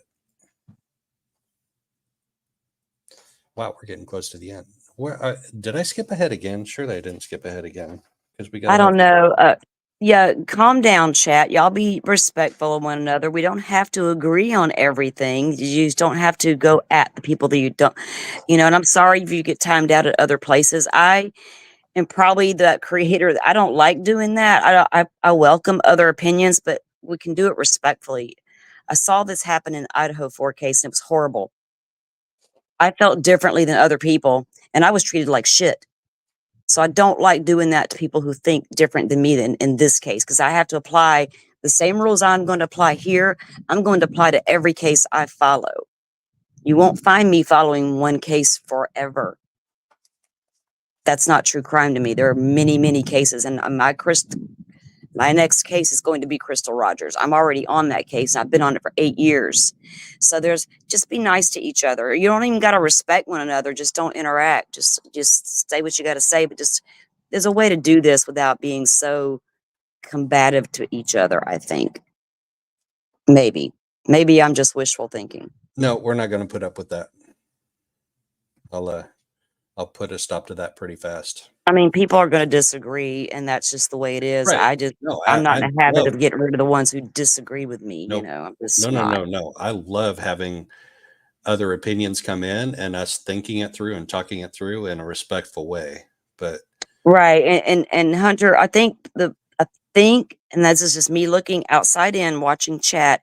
It feels like you're stating a lot of things as facts that aren't really facts, no more than what we are. Some of the things we talk about, and what we are trying to talk about are facts that are coming out. But there's things you're saying that may not be a fact. So you need to, understand people are like, that's not true because they have heard different or they've seen documentation of different. So that's where that's coming from, I think. yeah, I mean, the truth will come out eventually. But in the meantime, when we have our opinions, we can't state opinions as facts, or we shouldn't anyway. I mean, lots of people do it all the time, and I don't pay a whole lot of attention to them because if you don't have an open mind and you aren't willing to discuss things that are not facts, then you're Mhm. not going to learn anything. I'm about learning. I'm Right. about learning from other people. And I can agree that right now, and literally from what we're seeing, the state has circumstantial evidence against Richard Allen. Nothing concrete or factual yet, not even DNA. And it's so unusual not to have a DNA at the scene. Can it be done? I suppose so, because somebody we know may have gotten away with that almost. But I mean, it's just the questions that are being asked are coming from the documents, Well, and let's read back through Sheriff Liggett's testimony on cross-examination, where Rosie asks him, was it possible that another man could have been beside the girls on the down the hill video that wasn't the same man that was shown on the video? And Liggett says, I don't think so. And Rosie says, it's not humanly possible. I don't think so. So here is a man that just says that it's not humanly possible for there to be two human beings on near the girls, by the girls, on the bridge, by the trails, close enough to say that. He says it's not humanly possible, which we all know is absurd. And hopefully the jury knows that too. So here's a guy that is defying logic. And immediately after that, Rosie asks this guy who has this narrative he wants to show the jury, for the jury to hear. He has this narrative. He has his interpretation of what he hears on the video. That's what he wants the jury to hear. Immediately after that, Rosie says, so there is no DNA at the scene tying Richard Allen to the scene. No. There are there's lots of electronic evidence in this case. Correct? Yes. But there's no digital evidence of Richard Allen being tied to the crime, is there? No. So this is the guy that has a narrative, and he's admitting there's no DNA, there's no electronic evidence, and there's no we won't get into time of death. That's it. But there's no DNA, and no clothing of Libby and Abby's or anything of Abby and Libby's was found at his house or in his car tying him to the crimes. Was there? No. So this is a guy that has a narrative that he's that he and Nick McClellan want to put out to the jury, and he's admitting there's no hard physical evidence. The only thing they have is that unspent round and the tool mark expert that we heard today. So it'll be interesting when those reports start coming out about that. I'm very interested in hearing yeah, that. yeah. And the fact that we can't see some of these exhibits, it's like the secrecy that's gone on. It just seems so odd, and relying on, you know, certain members of the press being allowed to view those exhibits at the end of the day. Um, and they're not even doing a really good job at coming out and talking about those exhibits they saw at the end of the day for that 15 minutes they were allowed to view them. Like, they come out and report what's being testified to, like a lot of people are doing, but they're not coming out and telling me what they saw at the end of the day in those exhibits. And I don't watch mainstream media. I don't watch much news at all. I used to years ago, before politics and the pandemic. I got really turned off during all that time period. Fake this, fake that, fake media, fake everything. Here we are relying on that fake media to report facts as we know them or as they see them. And it's just aggravating that they're not even coming out at the end. And I get it. They can't take photographs of what they're viewing at the end of the day or video of it. They can just come out and give us their interpretation of what they saw, down to recreating a confession they saw. Like, I don't like that. Don't come out here and have a reporter. What did y'all use to recreate that with? And did you go off memory? You couldn't take a picture of exactly what it looked like. But now here you are presenting me with an image you recreated of an image you saw with your eyes. Now, how many of y'all saw the same thing? Kind of like bridge guide descriptions, kind of like AI generated imagery. I don't like AI either. If we accept all that's fake in the world, we're living in a fake world. Everything is fake now. I don't like AI. What's its purpose? Go to school and learn if you want to know how to speak correctly. Type a good sentence or a good paragraph or a good story. Go to school. Don't rely on some AR wizardry to type it all out for you. It's crazy. Sorry, I got off on the sidetrack there. There are so many Sorry. side trails on this. There are so many side trails we can go down. Mm. All right. Yeah, I can't have fake in a criminal case when someone's life's on the line, especially for what they're accused of doing to those girls didn't deserve that in that woods that day. And from where the details of what they went through, especially in those last 5 to 10 minutes, is horrific. So whoever did that to them in those woods absolutely deserves to spend beyond the rest of their life in a prison. I'm in Florida. We have the death penalty, and I thought it was normal all my life. So I grew up and realized, oh, people don't like that. Well, we still have it in Florida. Don't we, Stephon Stearns? We actually, I think, technically have the death penalty in Indiana, I think, but it hasn't been used in quite a while. Wow. We don't mind using it in Florida. We use it all the time. All right. So hold on a second. I gotta.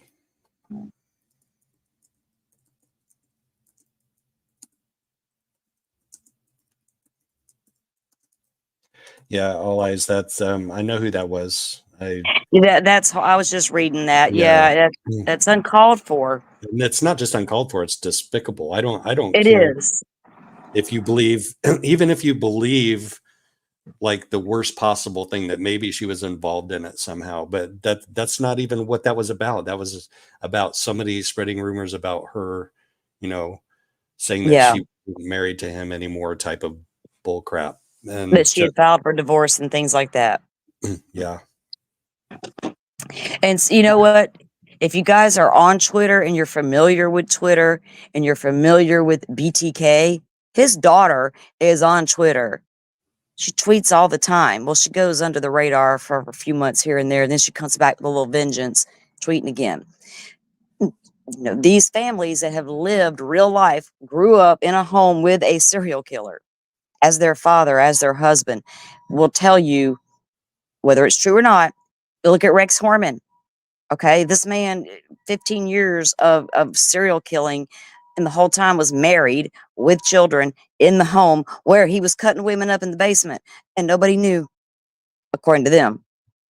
BTK's daughter, they never had any indication that he was up to anything nefarious in any kind of way, according to them.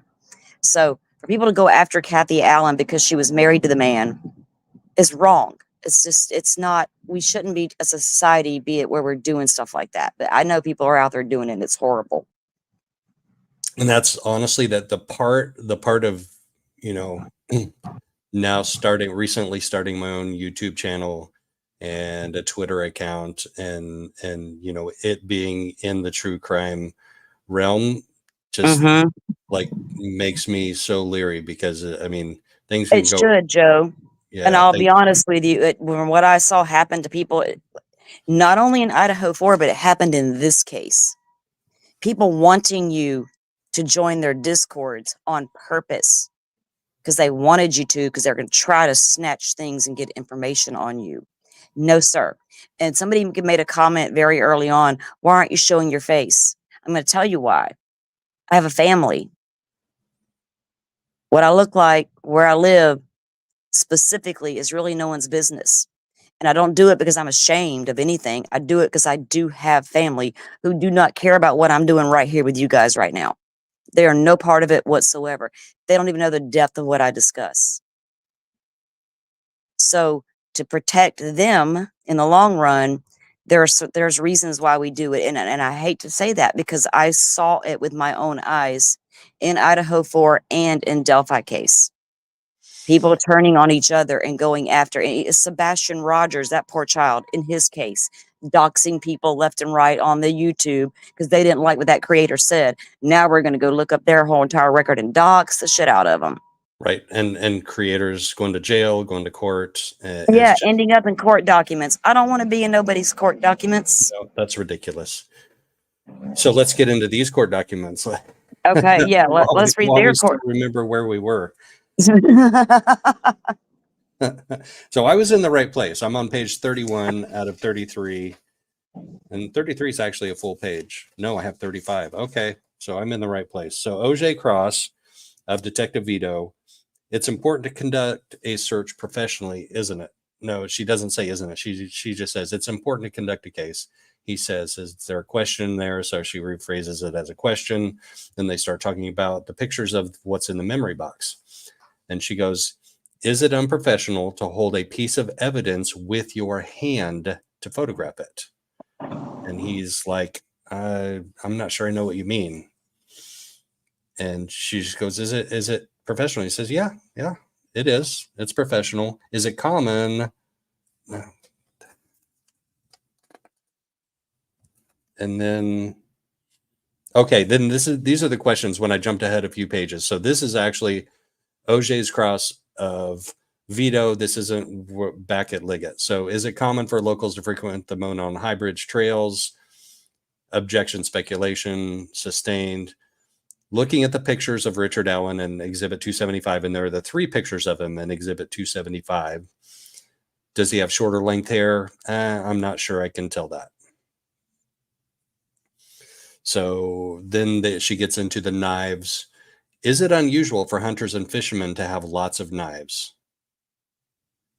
Not really. Oh, sorry. No, what's your thought? Damn. Nothing. I'm reading a tweet. Oh, okay. I want to read it. I want to share it. So this is a report coming from Kyla Russell on Twitter, Wish News 8. And it says the Toolmark firearm expert was called to testify. She testified to concluding a pistol taken from Richard Allen's home cycled the cartridge found near the crime scene in 2017. But it's important to note the cartridge found at the scene had been cycled through a firearm, but the cartridge she tested was a fired bullet. That's difficult for me to wrap my head around. That doesn't make sense. Exactly. Okay. Oh, look, all eyes. I see you done commented on her stuff. Okay. I just now saw this tweet.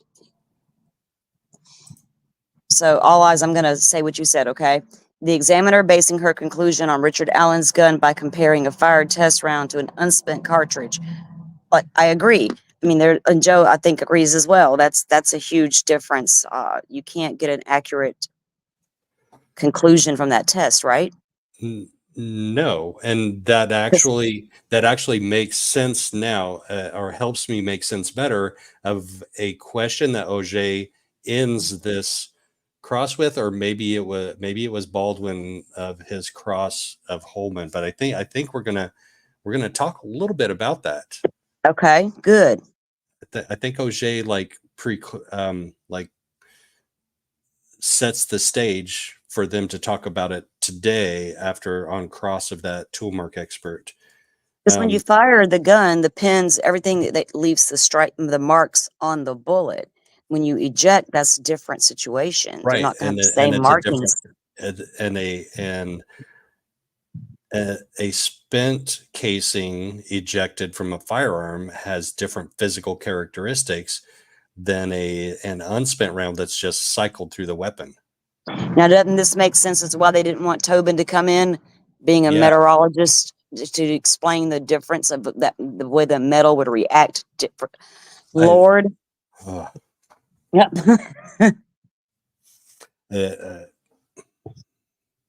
Wow. Okay. Okay. I'm gonna need. Yeah, we're gonna have to hear more about that. This Yeah. specific testimony. I this think evening. O'Shea mentions it towards the end here of this cross. So she talks about Okay. knives. Is it unusual for hunters and fishermen to have knives?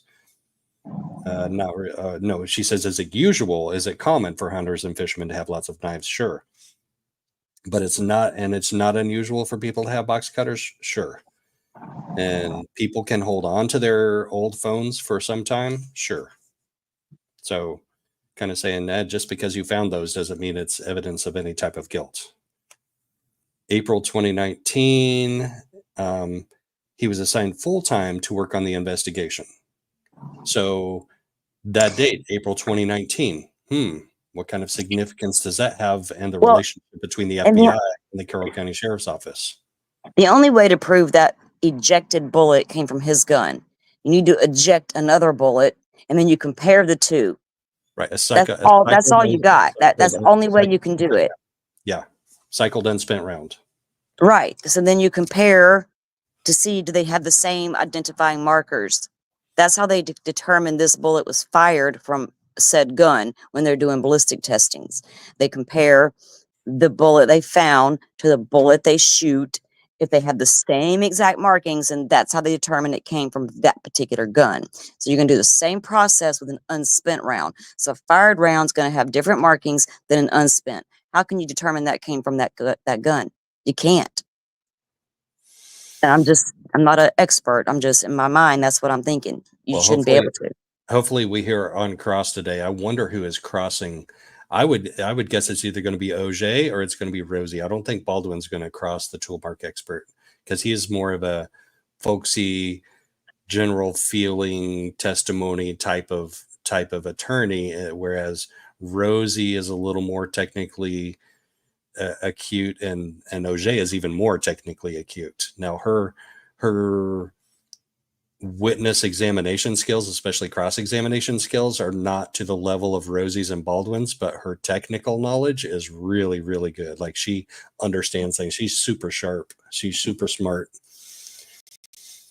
All right, so let's get through the rest of this cross, and this is OJ of Vido.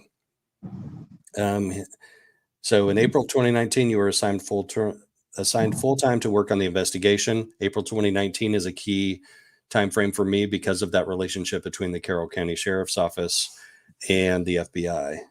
That Carhartt coat that was found in Rick Allen's front foyer closet was tested.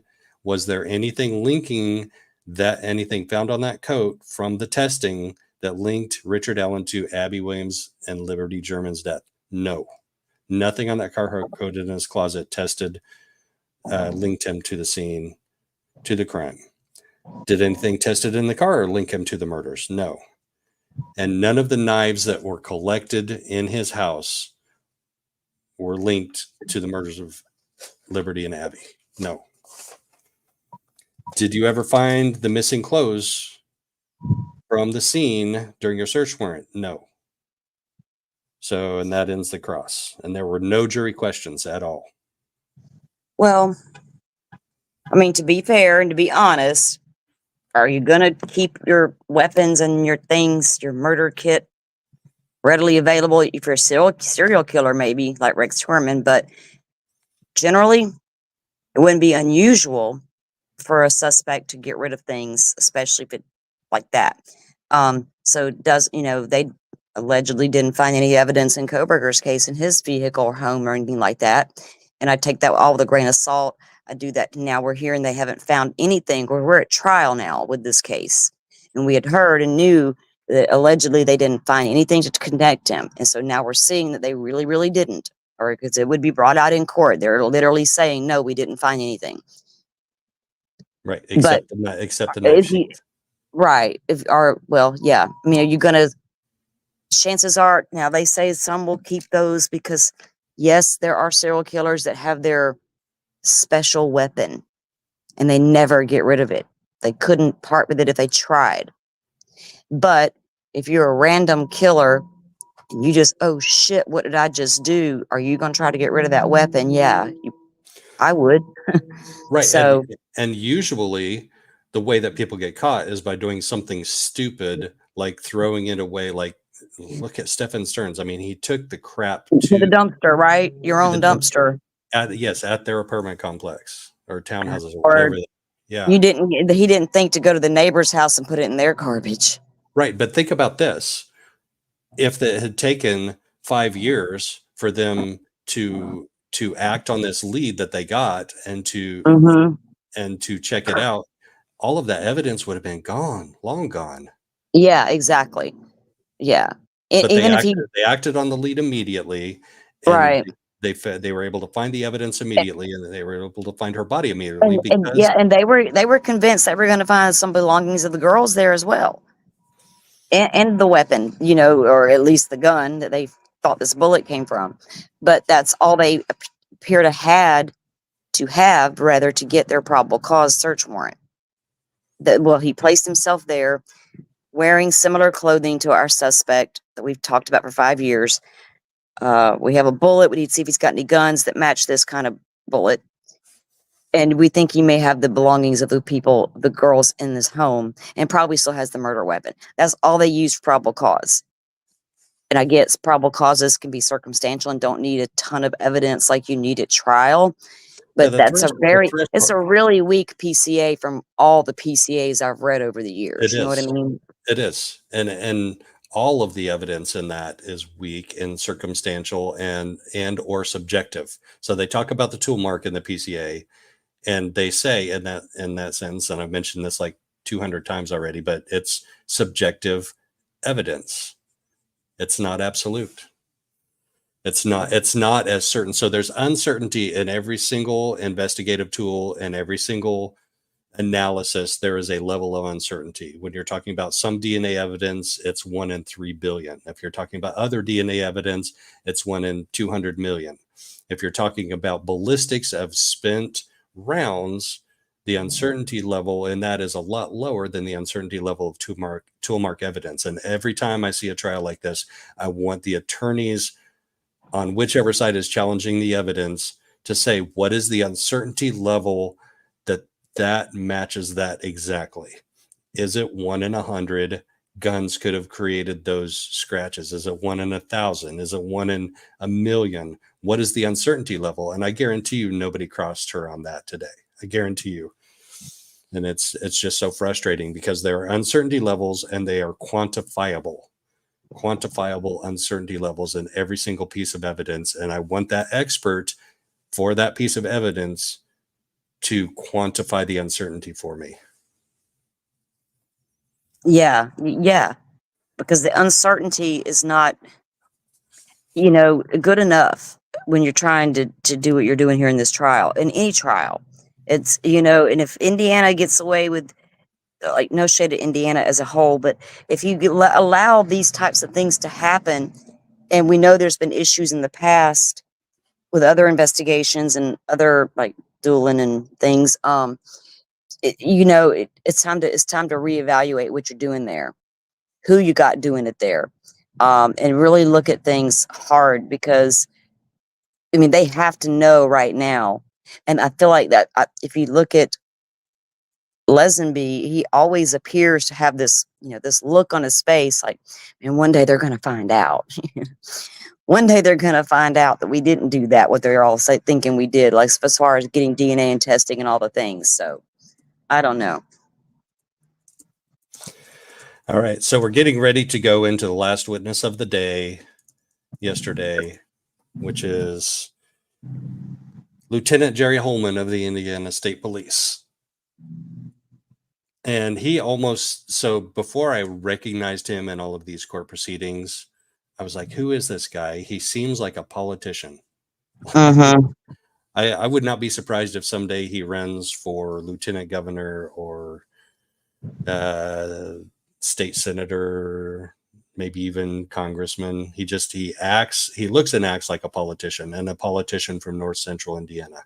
But he is a lieutenant with Indiana State Police. He has been for 23 years. He's the Area 1 Incident Commander, which means he responds to major crimes in Area 1, which is like northwest central Indiana, Tippecanoe County, Carroll County, Cass County. I think he said Howard, maybe Jasper County. And he was the supervisor of the execution of the search warrant on Richard Allen's home on October 13th of 2022.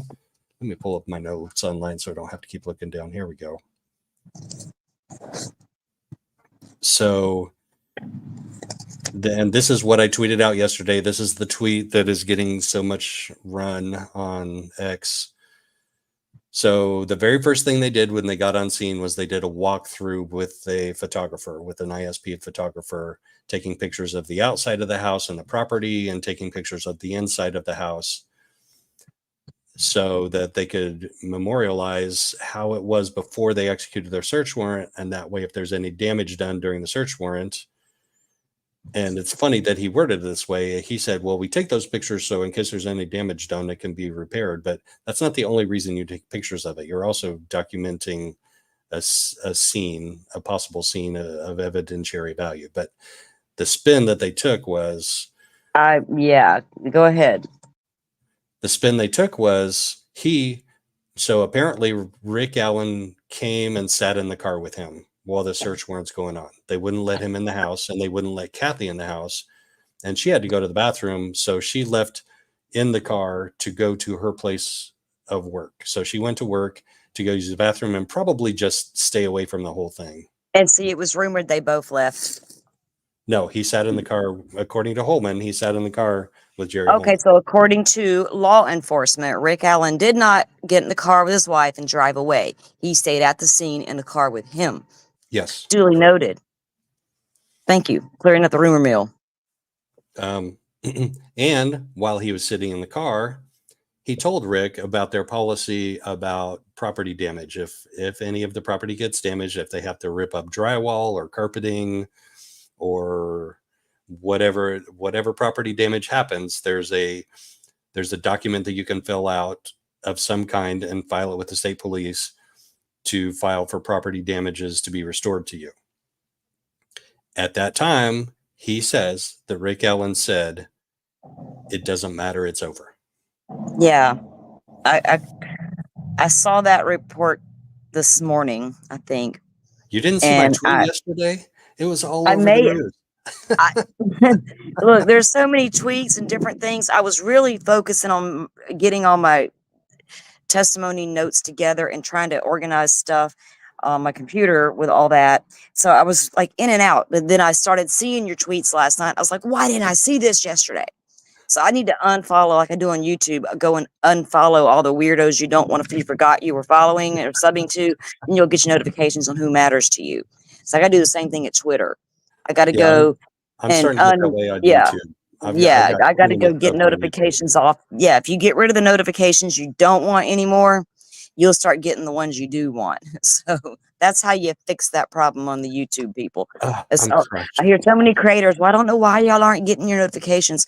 Probably because you got 1,000 turned on and you don't realize it at some point, especially if you're following certain cases or you sub up to somebody and then realize later, I'm not really down with them, but you forget to unsub, you're still getting notifications. And if you're lazy like me or I'm in the middle of other things, you're not attending to it right away.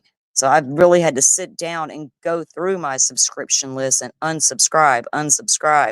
And then I started getting notifications again on the ones that mattered to me the most.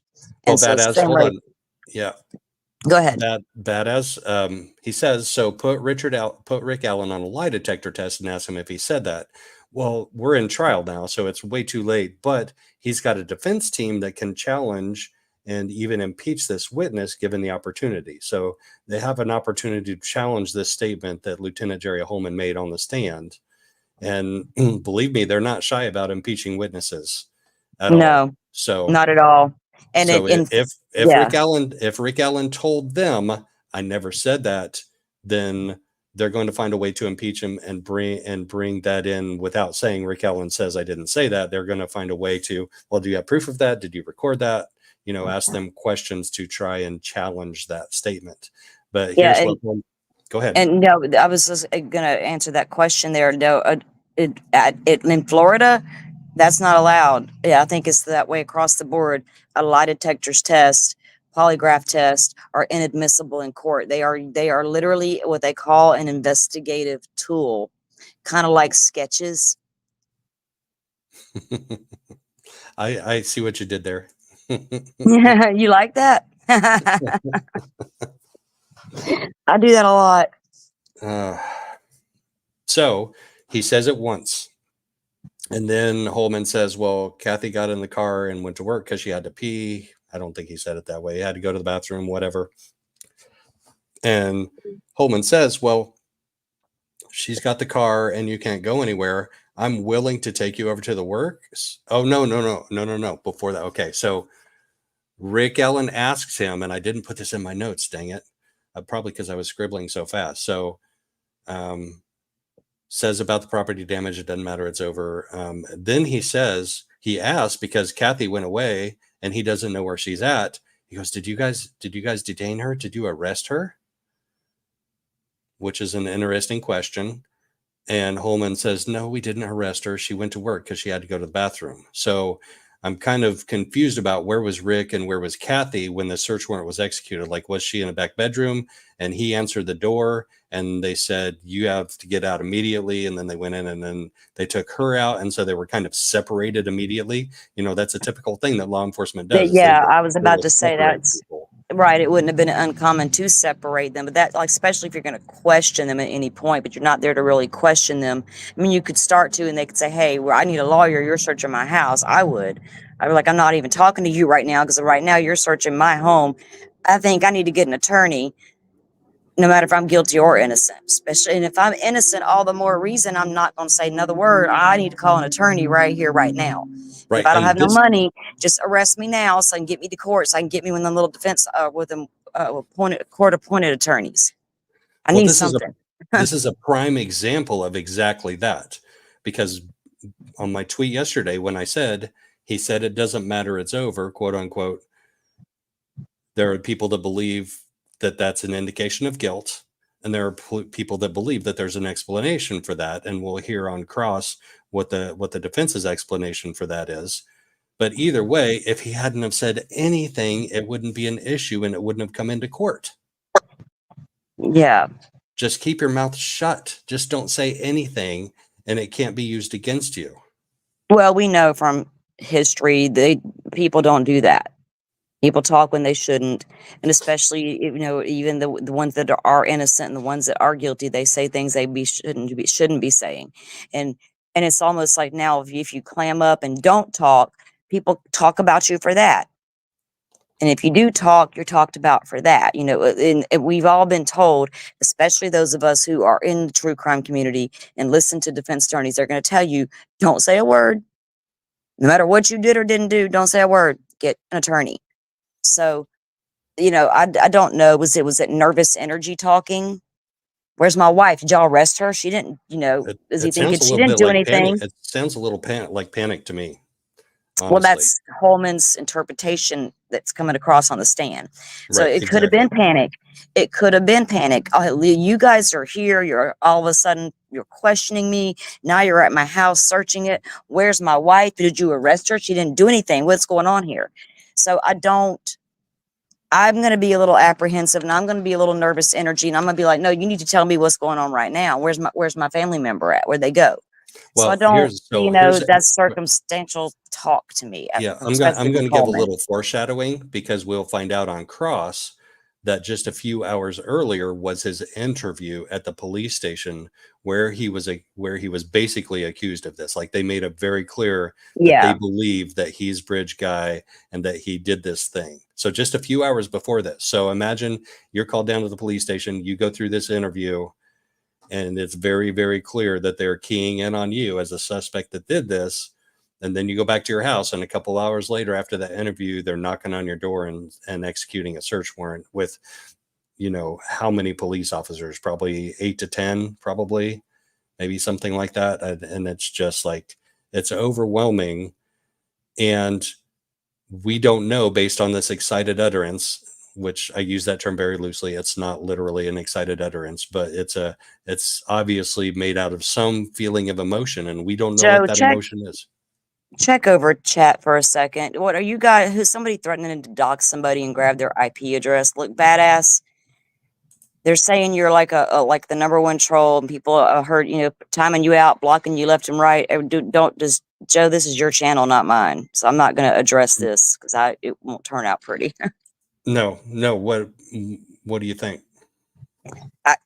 I mean, if he's just going over here to make trouble, you need to go. Like, for real, if you want to be a part of the conversation and have a legit conversation, you're welcome. But if you're here just to push buttons and troll, then why be here? But when y'all are all now having conversations about doxing and stuff, I don't want no part of that stuff. Nope, it's not going to happen. Trying to figure out. Yeah. It's like freaking babysitting. I know, it's badass American is the one making the comments and they're talking to, so. Right, as an instigator? Yeah.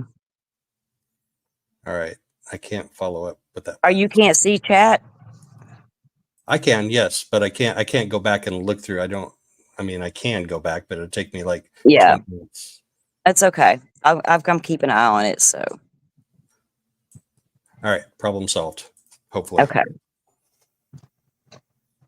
Oh, yeah. I know Butterfly's working, but she's probably listening. Right. It's all good. I dealt with it. Okay, cool. All right. So he says it once, and then he wants to know where Kathy is. Did you arrest her? No, we didn't arrest her. She went to work to go use the bathroom. I'm worried about her. Do you want me to take you over to where she's at so you can check? And then supposedly he says it again. It doesn't matter. It's over. And that was the bomb drop. Well, I mean, if you're questioning me a few hours earlier and you're telling me you think I'm the bridge guy and now you're searching my house, yeah, my life's over right now until I have felt that way in life when certain things happen. I don't know. I mean, y'all are getting ready to really pin this on me, it looks like. Could it be that? Could it legit be, oh shit, I'm finally caught after 5 years? Yes, sir, it could be. But it could also be, what the hell's happening here? And it's all over with. My whole life's going to be ruined now, which wouldn't have been far from the truth, considering what we've seen. But, I mean, it's Holman's interpretation, hearsay. And it's not, I mean, if he said it, he said it. But that's hearsay. Did Holman write that down? Did he record that interaction? Was it being recorded, or was it recorded over later? I need the context behind. There's more, you know what I'm saying? That to me is still just circumstantial evidence, because I could take that 2 ways. Right. So let's see how Baldwin deals with all of those questions. Okay. Oh yeah, let's do. So the next thing they do, so they get past that emotional utterance, I'll put it, and he walks all the way across the room. So McClellan says, do you mind getting State's Exhibit 276? He walks across the room, pulls out a box. It's a box with a handgun in it. And the box is sealed. It's got multiple seal tapes on it. I can't see how many, but it's been sealed and unsealed multiple times. It's currently resealed with Holman's initials on it. And so he unseals it again. He opens the box, and the jury leans forward so they can see him opening the box with the gun in it. And McClellan says, do you mind clearing that gun for safety to make sure that it's safe? He does. He racks it 2 or 3 times, and it's audible throughout the courtroom. It echoes throughout the courtroom, click, click, click, click, click, as he racks it. And then he holds it up with 2 fingers in front of him, jury, look at this.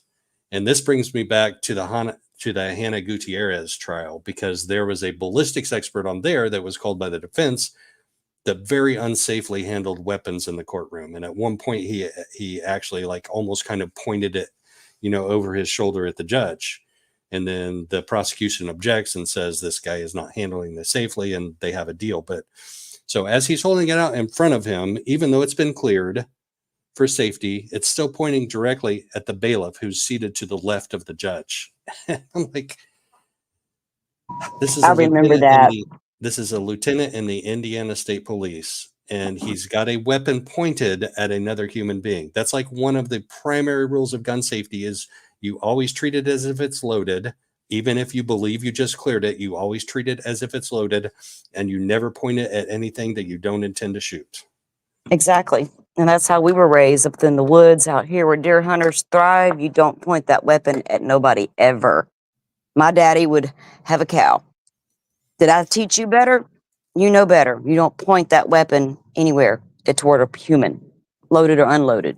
It's common sense, right? Well, for most people, especially an Right. expert.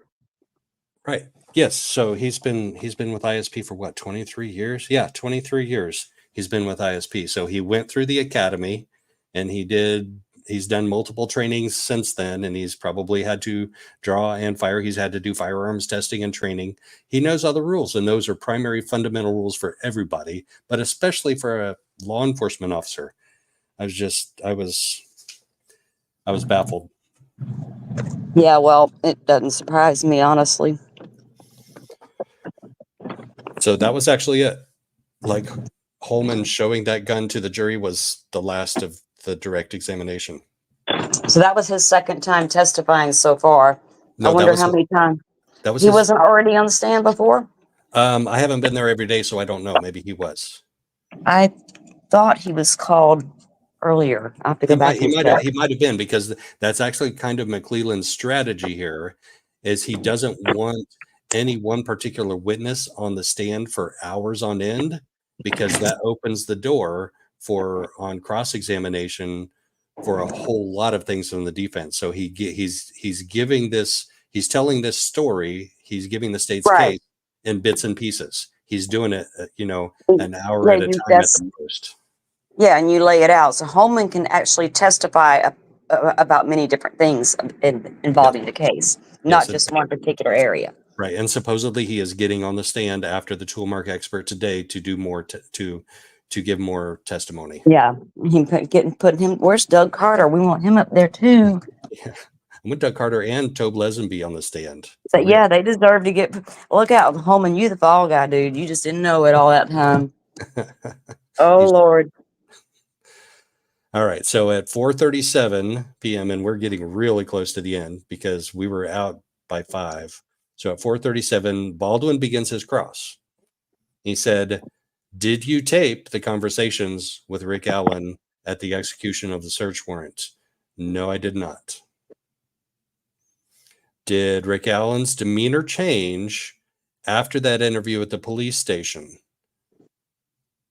and during the execution of the search warrant?" And there was a little bit of a back and forth about demeanor, but basically it boiled down to, yes, a person who has been in a police interrogation and is being a search warrant, their demeanor can change, and usually does change.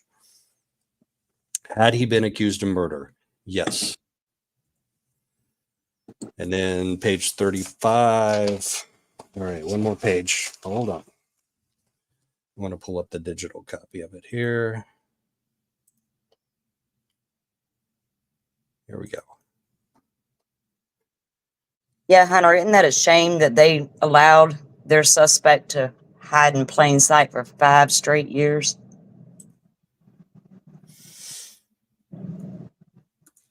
All right, page 35, the very last of the last. He asked the same question that OJ asked of Vido. Can a bullet be damaged by photography? Which is a weird way to phrase it, because I would have phrased it, can a bullet be damaged during photographing it for evidentiary purposes? And obviously the answer is yes, it can be. But he said, can it be damaged by photography? And Holman says, if there's a DNA transfer, yes. And so he kind of acknowledges that if you hold up a piece of evidence with your hand, then it can be compromised, but that's not the way they phrased it. And that's not quite the answer. So I think Holman was kind of reading into Baldwin's question as to the intent of the question, but they didn't really get into it. He just said, if there's a DNA transfer, yes. It was like, that's not the question that was asked, but that's kind of the correct answer in summarizing that evidence can be compromised during photographing it and collecting it and blah, blah, blah. But that was just a weird ending question to the day. That was the very last question of the day. There wasn't any redirect. There weren't any jury questions, although juror number, I think it was 12, he was the last guy on the bottom left row. She said, are there any questions? And he raised his hand, and they passed it down the line, and they gave it to her, and she said, no, we can't ask that question. And that was it. That was the end of a crazy day. So I guess someone found some information, and there is remember the tip said Richard Allen Whiteman. So there apparently is a Mr. Whiteman in the area. And do you know he drove a 2014 Ford Focus? What? I'll Where's that coming from? Where's that coming from? Because, okay, well, that's very relevant. Hang on, I'm gonna send it to you. Yeah, send Twitter. it to me. But It's on Twitter. That's R&M very Productions. relevant. It's a post by Kara Winnicky, and I haven't reviewed it yet because I don't want to play it while I got my mic on my phone for you guys to hear. But apparently they have found some document. It come from wishtv.com. It looks like. Let me click it. Hold on. Let me send this link over to you. I'm getting it right now. I'll be right there with it. I'll drop it in the Discord for you. All right. But as I was saying, that's very, very relevant because Kathy Shank, and I don't know why you keep saying Kathy S. Is there a reason for that? Should I not be saying her full name? No, I don't care. But because on Twitter, the day she testified, Mata, I do it because I'm making fun. Mata came out and he did a little Twitter audio thing, and he called her Kathy Stark. And I had wrote that down. So then a little while later, I'm seeing it was Shank. So I just started calling her Kathy S. Oh, well, it's easy to remember because Yeah. it's easy for me to remember because that's my mother's maiden name. There's no relation there, but that was my mother's maiden name. So Okay. Well, okay. Yeah, I just sent that tweet over to you. You can take a look at it. all right. Let's pull that. But she, anyway, Kathy Shank testified that she testified that she knew that there was not another Richard Allen Whiteman. So, all right, R&M production. Okay, I'm just going to do a screenshot of it. I'm not going to play it. Yeah, that's fine.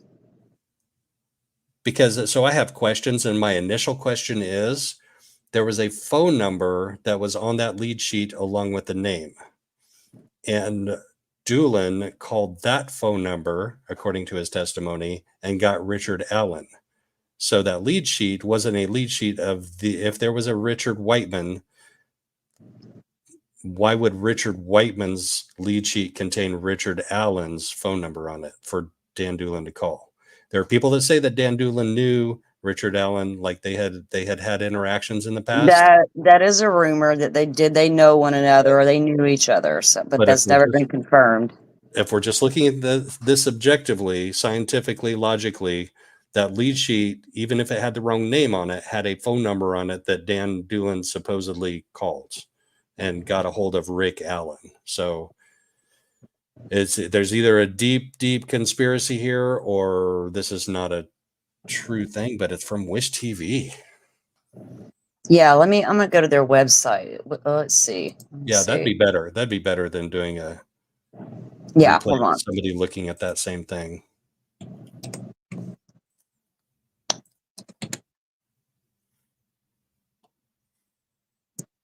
Conflicting testimony from a specific person. Yes, Kelt, the defense absolutely can, and they have. So you probably missed it, but early on, was it last night's testimony? It must have, or last night's. So last night's live. Let me find it. We got back from lunch, and the very first thing that Baldwin says on cross, and this is the cross of, who was it that was testifying before lunch? No.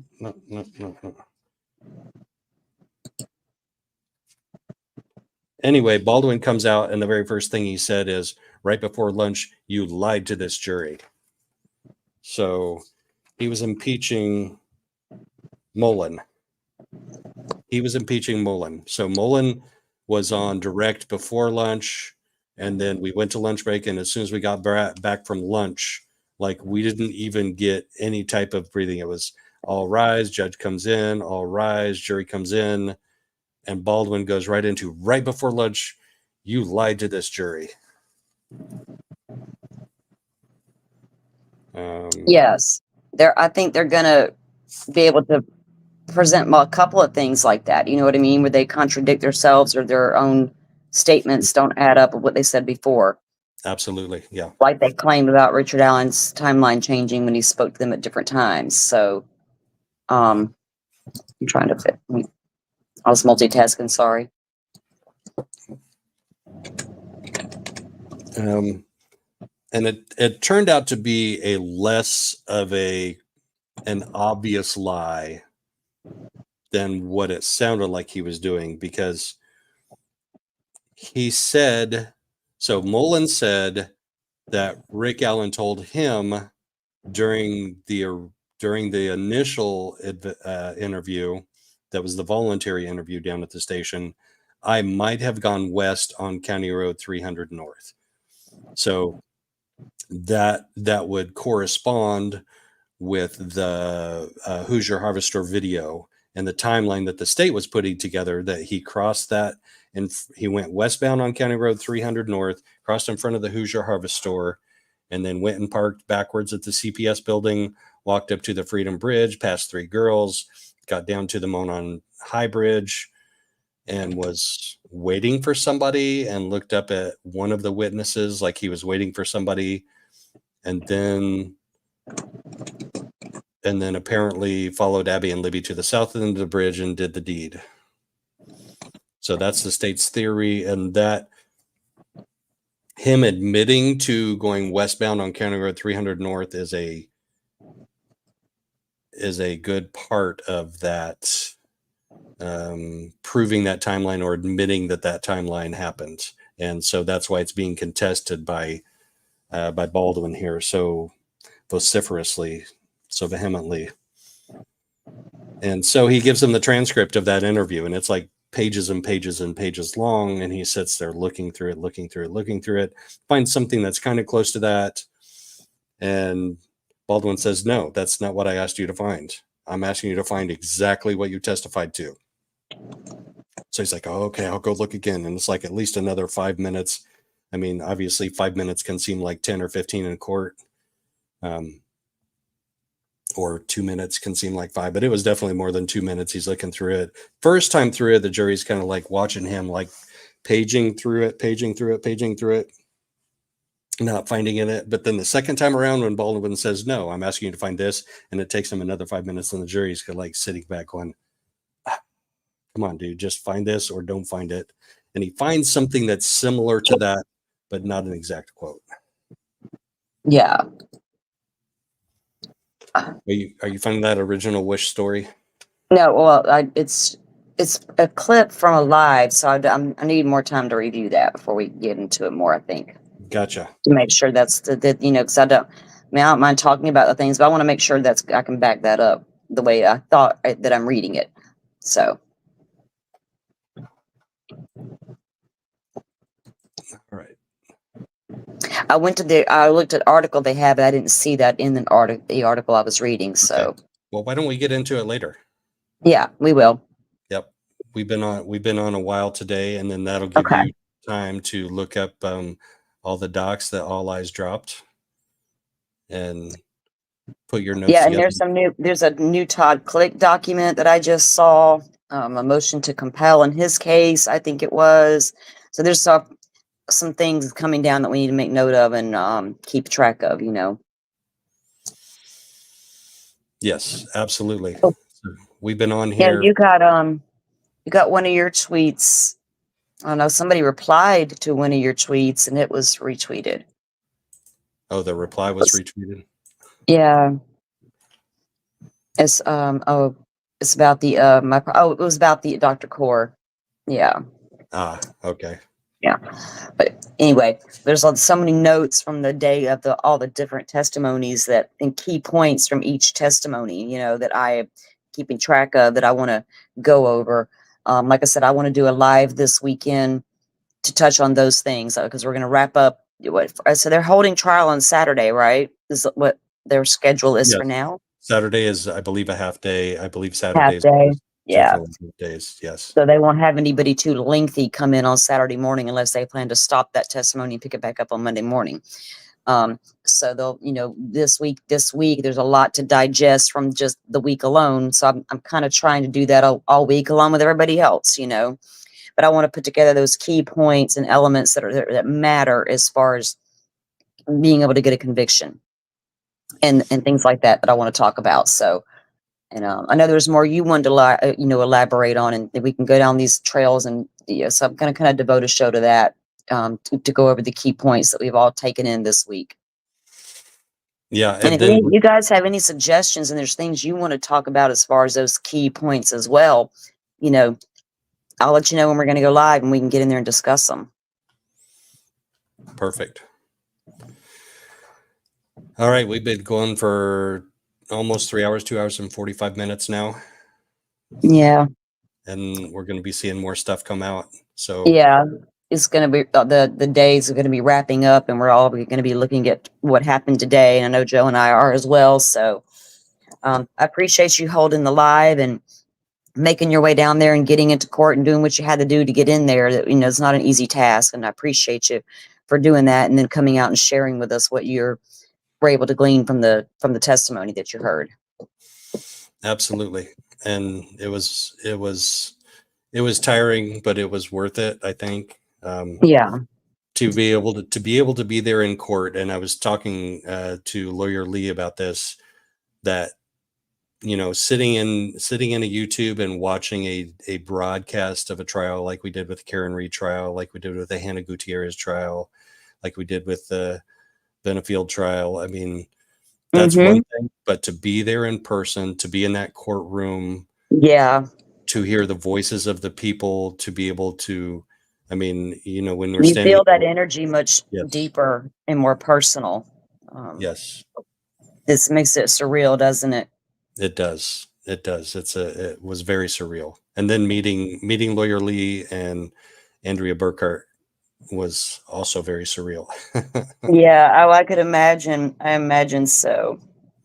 And we do appreciate all their hard work and their efforts as well. Andrea, lawyer Lee, Bob, Ali, the other ones that are all down there, they're doing great, and trying to keep us informed of what's happening, and talk about it. We appreciate it, because if it wasn't for them, we really wouldn't get the firsthand knowledge that we want to get, because the media is only going to come out and touch on certain things, and they're going to wrap up their news piece in 10 minutes. You know what I mean? Yeah. So hearing them come out and talk about all the aspects is important, because then we get the feel of what it was really like. Yes. Thanks everybody for joining the chat, except for a couple bumps and hiccups here and there. It was a really good chat. Thanks to the mods. Yeah. Thanks Butterfly. Thank you so much, Butterfly. I know you're doing other stuff too, so being in here was very much appreciated. Soldier on, Hunter Johnson. Soldier on, buddy. You guys have y'all have a great afternoon. Chat can handle themselves, and I know that. I just, there's no reason to be mean to each other, but y'all do you. All right. Freedom of speech and all that. Yep. Everybody have a good afternoon. Thanks, Salty. Appreciate you. Bye. You're welcome. Bye.